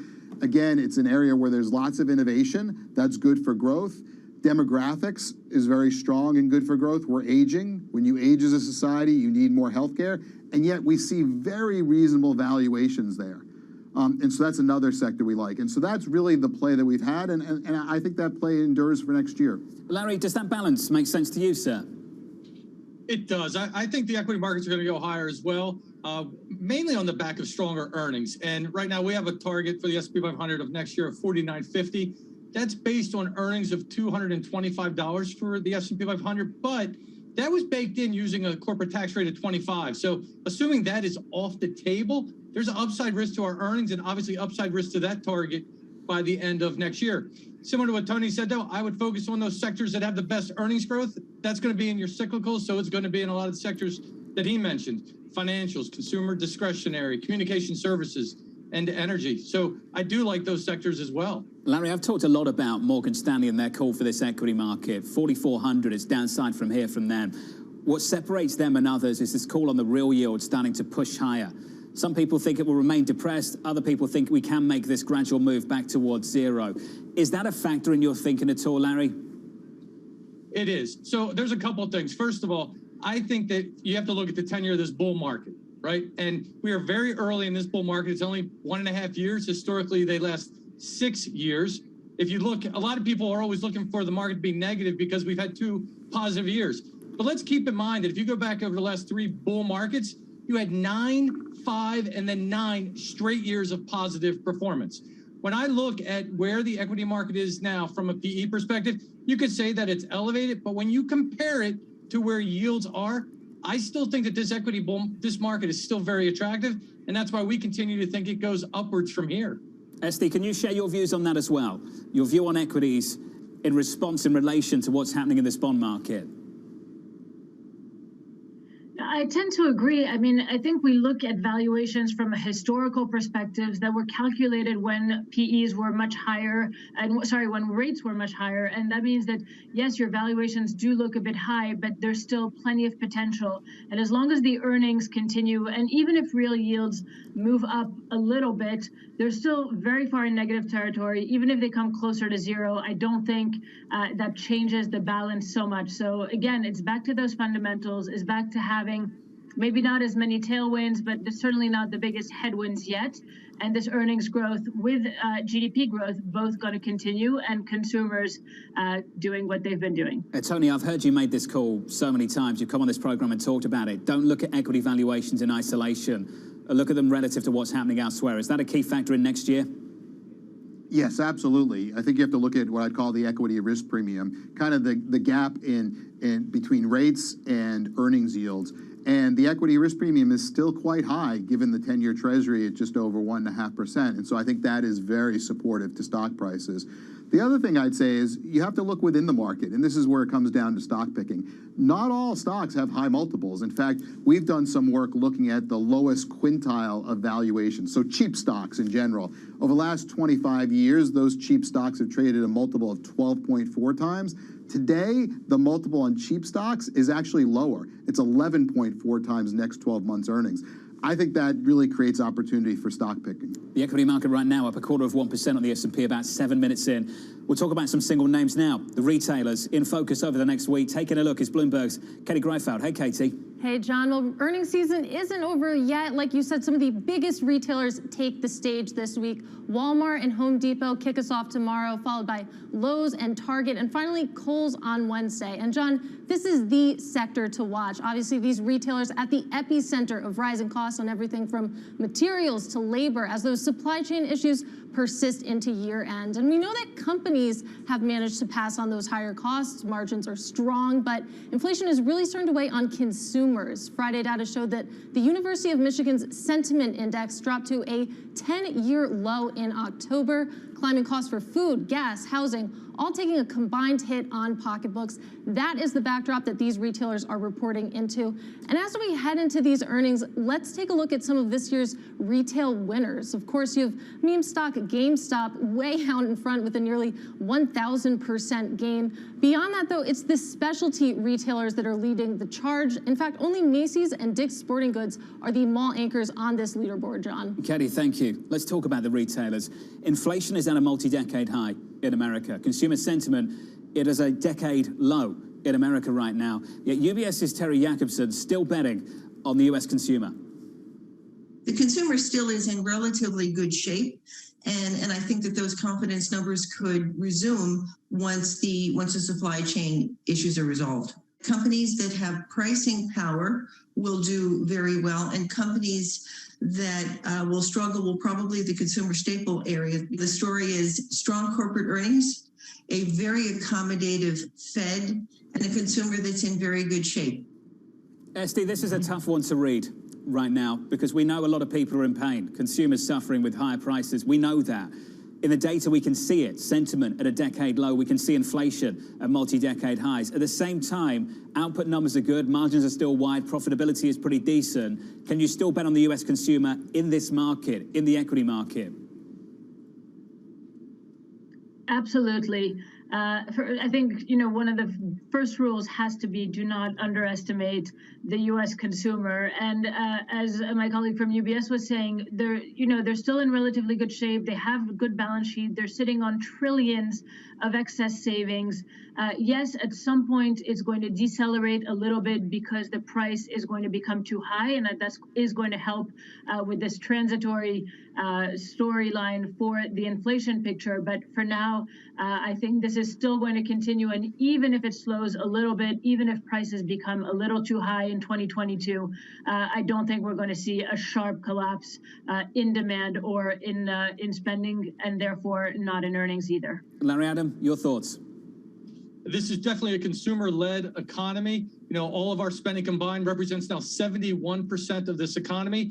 And I think it's going to continue to see a lot of money accrue to the consumer, whether it's through job growth, whether it's through wages increasing, whether it's the adjustments that we're going to see for retirees because of the largest COLA adjustment that we've seen. And then keep in mind that consumers still have a significant amount in savings.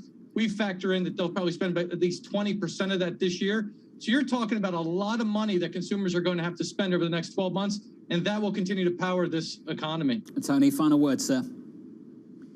So it's pretty clear consumers don't like rising prices, and I think you see that in the survey data. But on the other hand, and I think this is more important, the consumer's in great shape from both an income point of view and a balance sheet point of view, right? We see improving jobs growth, we see lots of job openings, that's good things and we see higher wages, that's good things for income. And then on the balance sheet side, you know, balance sheets improved across the spectrum for consumers during the pandemic. So I think consumer spending continues to be strong despite the weak survey data. Tony, thank you. Really thoughtful stuff, as always, from Tony DeSpirito, Larry Adam, and SD Dweck. Some headlines coming out of the UK I want to bring to you very quickly. Governor Bailey talking again. I'm sure Guy Johnson's going to pick up on this a little bit later, so I'll just bring you the headlines, and Guy can bring you some of the commentary a little bit later on this morning, in the next hour maybe. Governor Bailey saying, I'm very uneasy about the inflation situation. The labour market is the crucial part of the rates call. The UK labour market looks tight. The risks to the UK economy are two-sided. For those of you that got whipsawed by the last Bank of England rate decision, just having a quick look on the Bloomberg right now, when the next Bank of England decision takes place, it's the middle of December, December 16th, the day after the Federal Reserve, the same day, I believe, is the ECB. One for you to talk about through the day over in the UK. Coming up here stateside, worldwide, it's high stakes, a high-stakes virtual summit, gearing up for President Biden's big meeting with the Chinese President, Xi Jinping. We hope the tensions don't continue to rise because, as we know, they're high enough already. There's many issues on which the U.S. and China both need to cooperate but have different views about. We certainly believe that there is some deals to be struck. That's next. This is Bloomberg.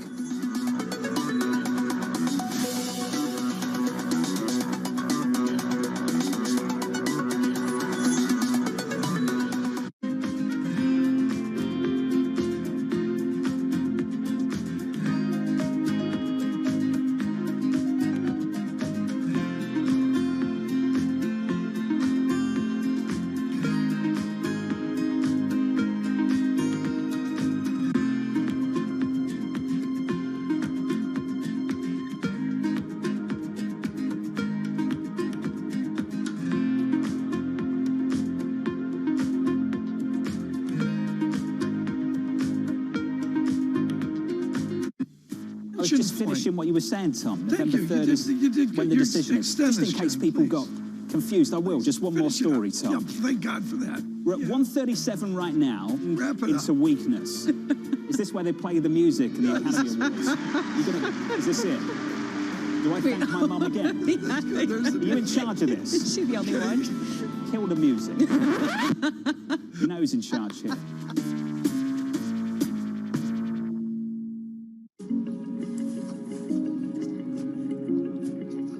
Проходим опасный участок, ответственный. Рустам поднимает тебя на жмаре. Шерпа страхует.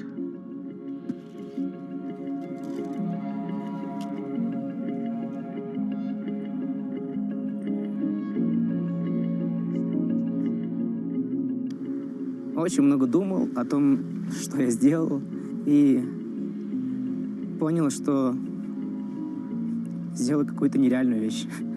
Не знаю. Я до конца как бы внутри себя даже не могу поверить, что я через это прошел.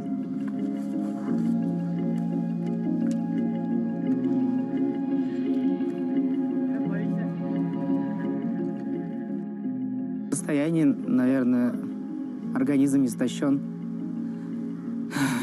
потому что очень много физической работы.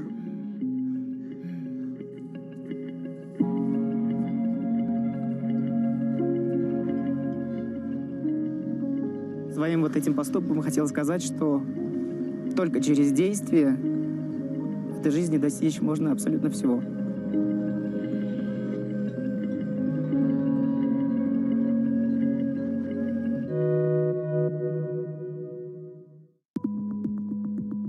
It's such an interesting new world. The world is changing. For us, it's not about being first. It's about being the best. While everyone is zigging, we're zagging. We feel like we can maybe help people out more. We have an enormous number of big ideas. It is really still day one for AWS and for our customers. It is still so early in this business.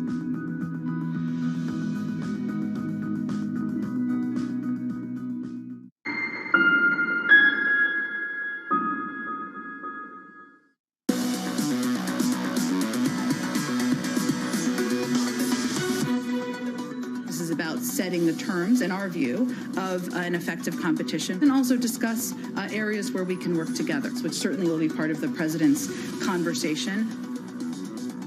White House Press Secretary Jen Psaki setting expectations for the US-China Virtual Summit. David Dollar of the Brookings Institute seeing plenty on the agenda, but expecting little breakthrough. There hasn't been that much advanced preparation, so it'd be very surprising if there were much concrete that came out of this. But on the other hand, it's really good the two presidents are talking. On both sides, there's been a lot of loose talk about Taiwan in particular. Bloomberg's Anne-Marie Hordern joins us now. Anne-Marie, on this specifically, what are you looking for? Well, John, there's really going to be no deliverable. So what we do want to hear, though, in terms of a readout is, where did they exactly discuss, given there is a litany of issues? What was really top of the agenda? For China, it's likely going to be tariffs and Taiwan. For the United States, we do know for them, it's about making sure they press Xi Jinping, who's really coming into this meeting with a strong hand, given what happened last week with a key Communist Party basically saying that he could potentially rule for life. He has really centralized power. They're going to make sure they push him to abide by the international rules-based order. What the White House is saying is that this is a virtual meeting. It was billed as originally a summit. Now it seems like it's just a meeting. And Jonathan, they want to make sure that they set expectations and guardrails for engagement with China to make sure that lines of communication are open so that when they are competing, they are not going into issues of misunderstanding. And potentially, we were seeing that with Taiwan, given what the president recently said at that CNN town hall. When asked if the U.S. would come to the defense of Taiwan, he said, yes, Xi Jinping is going to be looking for an answer on the president if they're still going to abide by that strategic ambiguity when it comes to Taiwan. Anne-Marie, from where you're standing, your perspective down in Washington, is this a conversation that leads a little bit more heavily in towards foreign policy as opposed to, say, the economics of the moment? Well, the White House says the president is coming in with a strong hand, given the fact that hours before he sets foot into this meeting with Xi Jinping virtually, he would be signing that hard infrastructure. And they are billing that along with Build Back Better. Also, another bill, Jonathan, right now in Congress, specifically about fortifying U.S. domestic agendas so they can compete with China. But one more note on the foreign policy issue, Jonathan. We should also note this meeting is virtual because Xi Jinping has not left China since the start of the pandemic. It's about 21 months and counting. So they have to do this meeting virtually. So it's going to be interesting to see what can happen next. Potentially an in-person meeting could be set up following this. And there is a precedent about potentially meeting and then issues being resolved a few months later. When Xi Jinping and Trump met at the Argentina G20 in 2018, there was a 90-day tariff truce. So I'm going to be looking forward if there's anything in regards to trade, tariffs, Taiwan, when we hear this readout? Anne-Marie, thank you. AMH down in DC on a virtual summit coming up a little bit later. For this market, about 20 minutes into the session, advancing 0.2%. Hasn't really been talked about much this morning, but the data out of China wasn't bad at all. In fact, it was okay. Some signs of stabilization. Nomura is saying the following. Overall, there is some improvement, especially in the mining and utility industries. Damien Sasser of Bloomberg joins us now for a little bit more. Damien, actually not bad over the weekend, this data. Not terrible, Jonathan. Look, the industrial output data, that was really what you're referring to there. I mean, the fact that power shortages are sort of subsiding, the economy is beginning to stabilize on that front. But underlying that retail sales data, I mean, that is more inflation. I mean, that is basically price increases, which are driving the 4.9% headline figure. And so I wouldn't read too much into it. Really, for me, it's about the mortgage sector, right? And what we've seen is for the second month in a row, new home sales decline. Remember, we haven't seen that in 6 years, going back to the global financial crisis. And prior to that, you'd have to look back as far as 1995 to see new home sales actually declining in China. And so that's definitely got our focus amidst everything we're seeing here with Kaisa, now going into grace period on 2 more of its bonds and the Evergrande payments, which were made last week. Damien, work with me just for a moment, because we've talked about this calm in markets. I caught up with Bill Dudley, formerly of the New York Fed. Take a listen to what he had to say on how high rates could go at the Federal Reserve. The market expects the peak in short-term interest rates for the federal funds rate to be around 1.75%. 1.75% peak in the federal funds rate in this business cycle will be the lowest peak ever. Does that have a 3-handle, Bill, just to squeeze that question in? What kind of numbers are you thinking about, yeah? Probably 3 to 4, yeah. That's what I would, well, obviously, the crystal ball is cloudy as you get further out. There we go, Fed speak. Damien Sasser, 3 to 4 on the Fed funds. What did you make of that call? Well, Jonathan, our call for terminal Fed funds is 2%. If you ask Ira Jersey, my colleague, we could definitely see it go as high as 3%. Although in this market, I don't think that's very likely. Again, I'm not the U.S. interest rate strategist for BI. You'd have to ask Ira that. But if that indeed happens, that is not good for inflation. I mean, that is not good for emerging markets, which is where I live and breathe, because that means there's going to be a lot more central bank rate hikes ahead. They're going to choke growth at the local level. Definitely not good for the real economy on the ground in many of the markets in which I cover. That's precisely why I brought it up. Damien is going to catch up, sir. Damien Sasser of Bloomberg Intelligence. If you want to watch the full interview, do that. Get on Bloomberg.com on the Bloomberg terminal. That was a fascinating conversation with the former New York Fed president. Let's get you some sector price action this morning. We can do that with Kriti Gupta. Hey, Kriti. Well, good morning, John. You see green on the screen right now. A lot of this has to do with a little bit of a defensive big tech in the green, as well as some of your defensive utilities, for example. To the bottom, you have materials and energy. They are lagging as you see commodities lower. In the middle of the pack, you see industrials, and that's really where a lot of your point contributors are today, thanks to news coming out of the Dubai Air Show. Airbus, for example, saying signs of recovery in aircraft demand are showing up, and you are seeing that show up in a lot of the aerospace and defense players in particular. Another big one, the heavy hitter in the Dow and the S&P 500, Boeing, getting close to reinstating the 787 Dreamliner and renegotiating, certifying the 737 MAX with China, one of its major customers. John, let's see if that momentum sustains. Kriti, thank you. Thank you very much. Kriti Gupta on this equity market and your sector breakdown. Coming up, your trading diary, looking ahead to the week ahead, featuring U.S. retail sales and a whole lot more from New York. This is Bloomberg.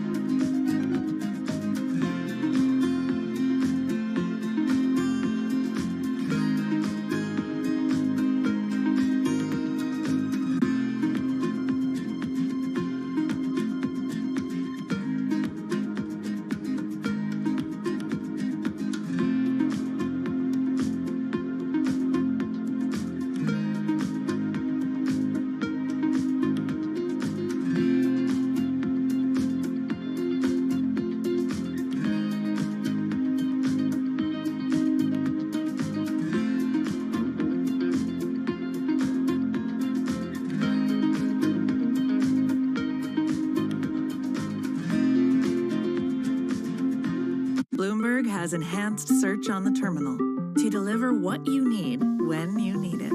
Now, you can simply type phrases in everyday English in the command line. Compare financials.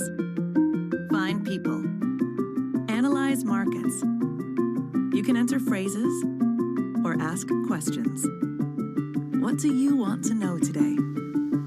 Ask a question or visit SearchGo to find answers now. You talk about hiring aggressively at the moment. Can you walk me through how challenging that is at the moment? How difficult is it to find the right people? Well, things have changed. Again, the world has changed under the pandemic, and you all know worldwide, you know what the challenge is with getting people back into the workforce. Crypto, you have a world of young people that want their own financial system and their own culture. And it is very powerful, and I'm a big believer in it.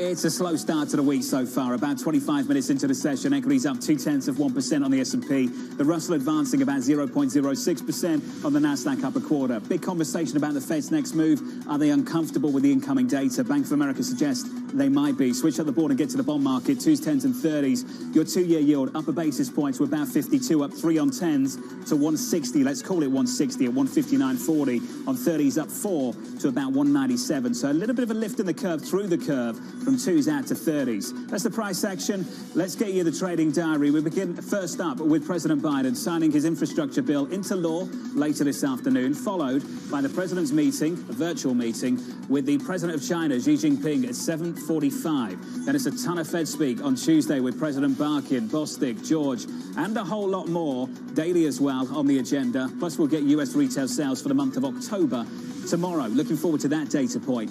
Then a host of retailers reporting throughout the week, including results from Walmart and Target too. Finally, initial jobless claims coming out on Thursday morning. From New York City with your equity market slightly positive. Thank you for choosing Bloomberg TV. Fascinating week ahead. Looking forward to covering it with you. This was the countdown to the open. This is Bloomberg.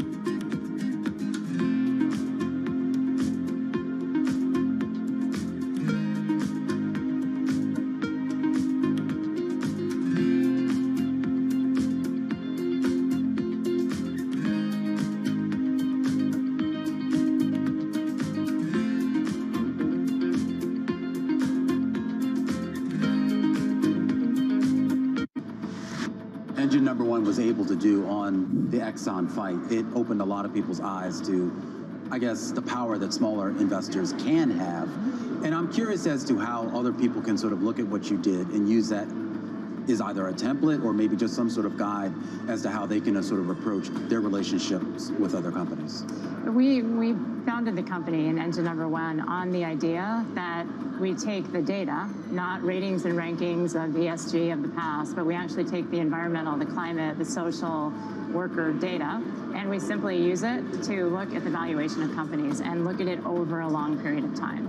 And so if you think about it that way, you own these companies. Everybody that owns the company, whether you're a big institutional investor or you're a small retail investor, you own the company. You have a voice, you have a vote every year. Yeah. And so our approach is to use the vote and engage with these companies over time. But that's always been the case. I mean, at least in theory. Access the financial world on demand. Hear from leading economists, policymakers, and industry experts via live and on-demand webinars, only from Bloomberg. Start exploring to see what's moving the markets.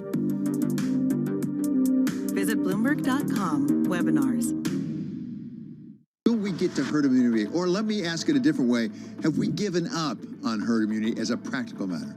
You will know when you get to that point, when the cases are so low, they're barely detectable.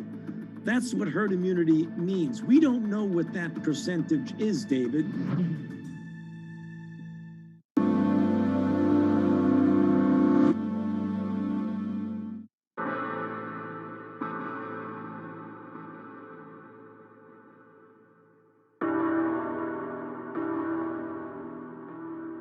Months after Hurricane Maria, Puerto Rico is still in peril. Huge swaths of the island are still without power, running water, or access to medical care. Experts estimate that it will take years before these services are restored island-wide. Much of the blame has been placed on FEMA for a slow response in comparison to recent disasters on the mainland. But recovery from a disaster of this complexity and scale has proven more challenging than anyone anticipated.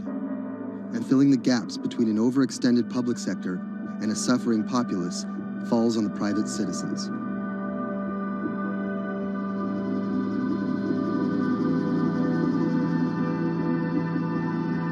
Robert Anderson is a Puerto Rico resident of 4 years. The eye of the storm came in south of El Yunque, swept up towards San Juan, and out to Arecibo. Everything on the right-hand side is what we call the dirty side of the storm. This isn't his first time in a disaster zone. With a military and telecom background, Anderson worked on repairing damaged cell phone towers in New Orleans after Hurricane Katrina.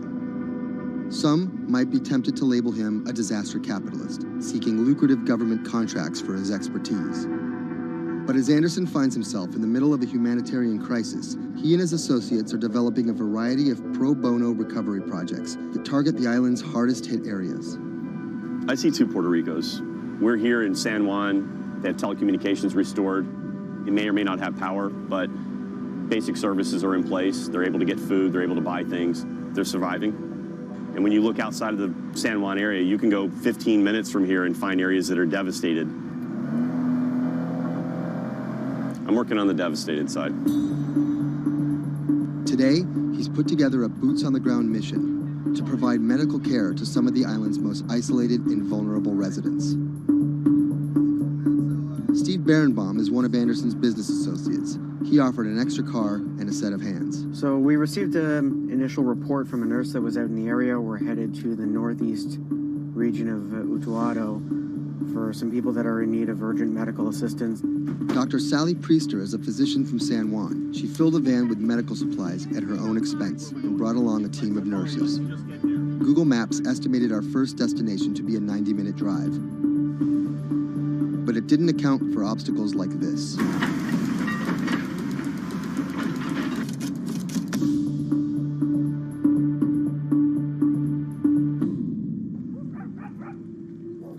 Our first stop was the home of an 82-year-old blind Vietnam veteran.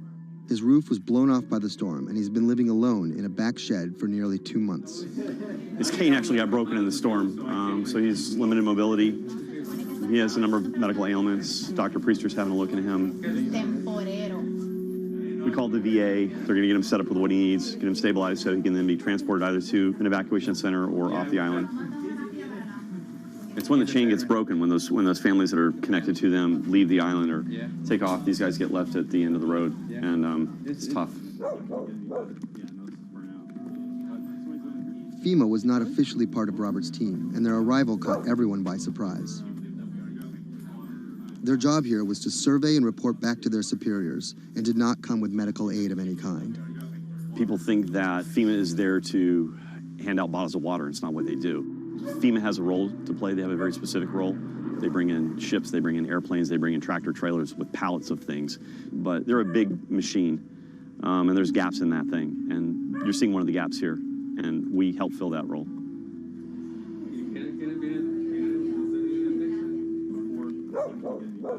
These guys are in a bad situation before, and now they're struggling for real basic things. One of the risks that you run is people going from fear to hopelessness. Those are the folks that we're trying to reach. And how are they reached? How are they even found? Word of mouth, mostly. And what's your role in all this? Ghost in the machine. I'm lucky enough to be able to communicate with folks in FEMA, the state of Puerto Rico. For a ghost, Robert makes his presence well known. Not only was he the de facto leader of the mission, now with FEMA in tow, he created his own maps to survey storm damage. So we're right here. And delivered them to FEMA HQ free of charge. I have pretty good reach. Perhaps that's how he managed to earn himself a coveted FEMA badge without actually working for them. And it's these relationships that allow him to operate more efficiently than an NGO or a government agency. We're able to resolve problems at a different level. Our next stop was on a mountaintop, a family of 11 struggling to care for their special needs brother in what was left of their house. Probably we are the first health team to come and visit this family. Muy bien, todo muy bien. The patient has Down syndrome. He is all day in bed. The difficulty with this is the patient cannot be alone. The most important thing is that you need to take care of the chronic disease besides disability, because they have been not going to a doctor, and no doctor has come in here yet. So we need a refill of this medication. After maybe 54 days, it's not getting better. And the only way that you can be able to see that is coming to the ground, drive, and see the people and talk to the people. You can see San Juan from here, but you can't get there. It's like the Emerald City.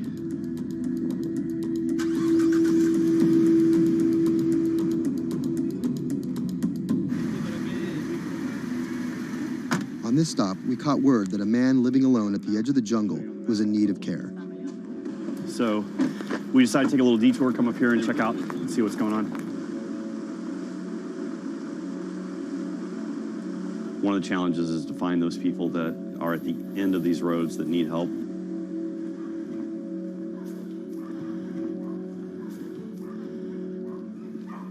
¿Pero por qué estás solo?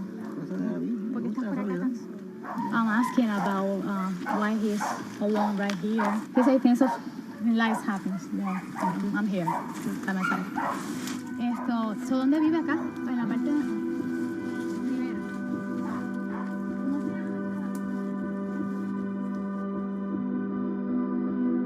This is not a job.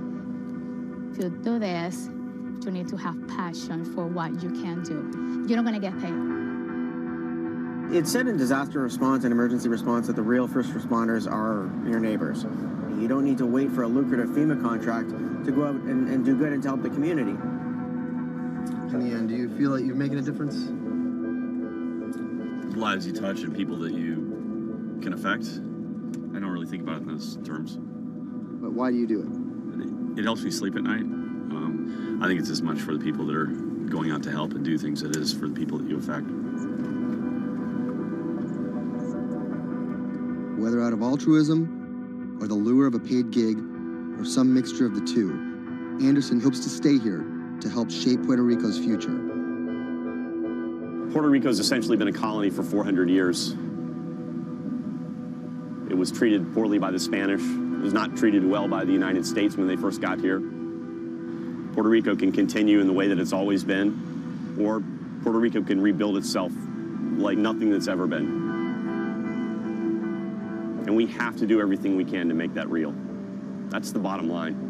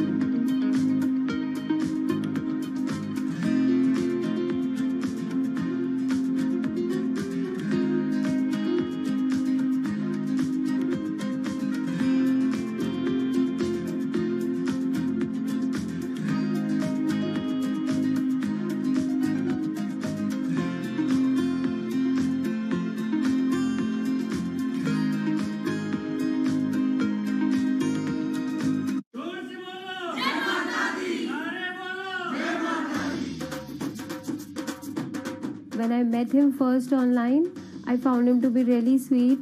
I think I was the one who was talking for an hour. He was just listening. When we met, I saw her. She was beautiful, intelligent, and kind, which was, something that I was looking for.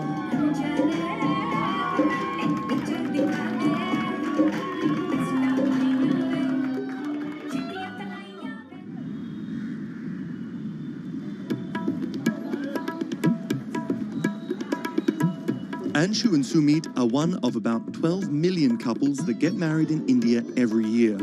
Unlike their parents' generation, they're not from two close villages, but from two cities on opposite sides of the country. And their love didn't start through community matchmaking, marriage brokers, or classified ads in newspapers, but began online. So we met through jeevansathi.com. So it's basically an online portal where we have detailed profile of different grooms and brides. It makes a lot of remote profiles who are located in distant areas more accessible. Thanks to growing internet and smartphone usage, matrimony websites and apps in India are starting to disrupt the matchmaking industry. More and more people are finding their partners at the click of a mouse. jeevansathi.com, where Anshu and Sumit met, is one of the biggest players. Young Indians looking for love set up profiles including their caste and horoscope, but their criteria for choosing spouses appears to be changing. We have seen the shift from, traditional caste community conservative parameters to something like which is more focused on education, employment. Anshu and Sumit's marriage was initiated by their parents, but modern Indian couples like them have more input than previous generations. We looked up to them to agree for the proposal, but it was primarily our decision that we wanted to be with each other.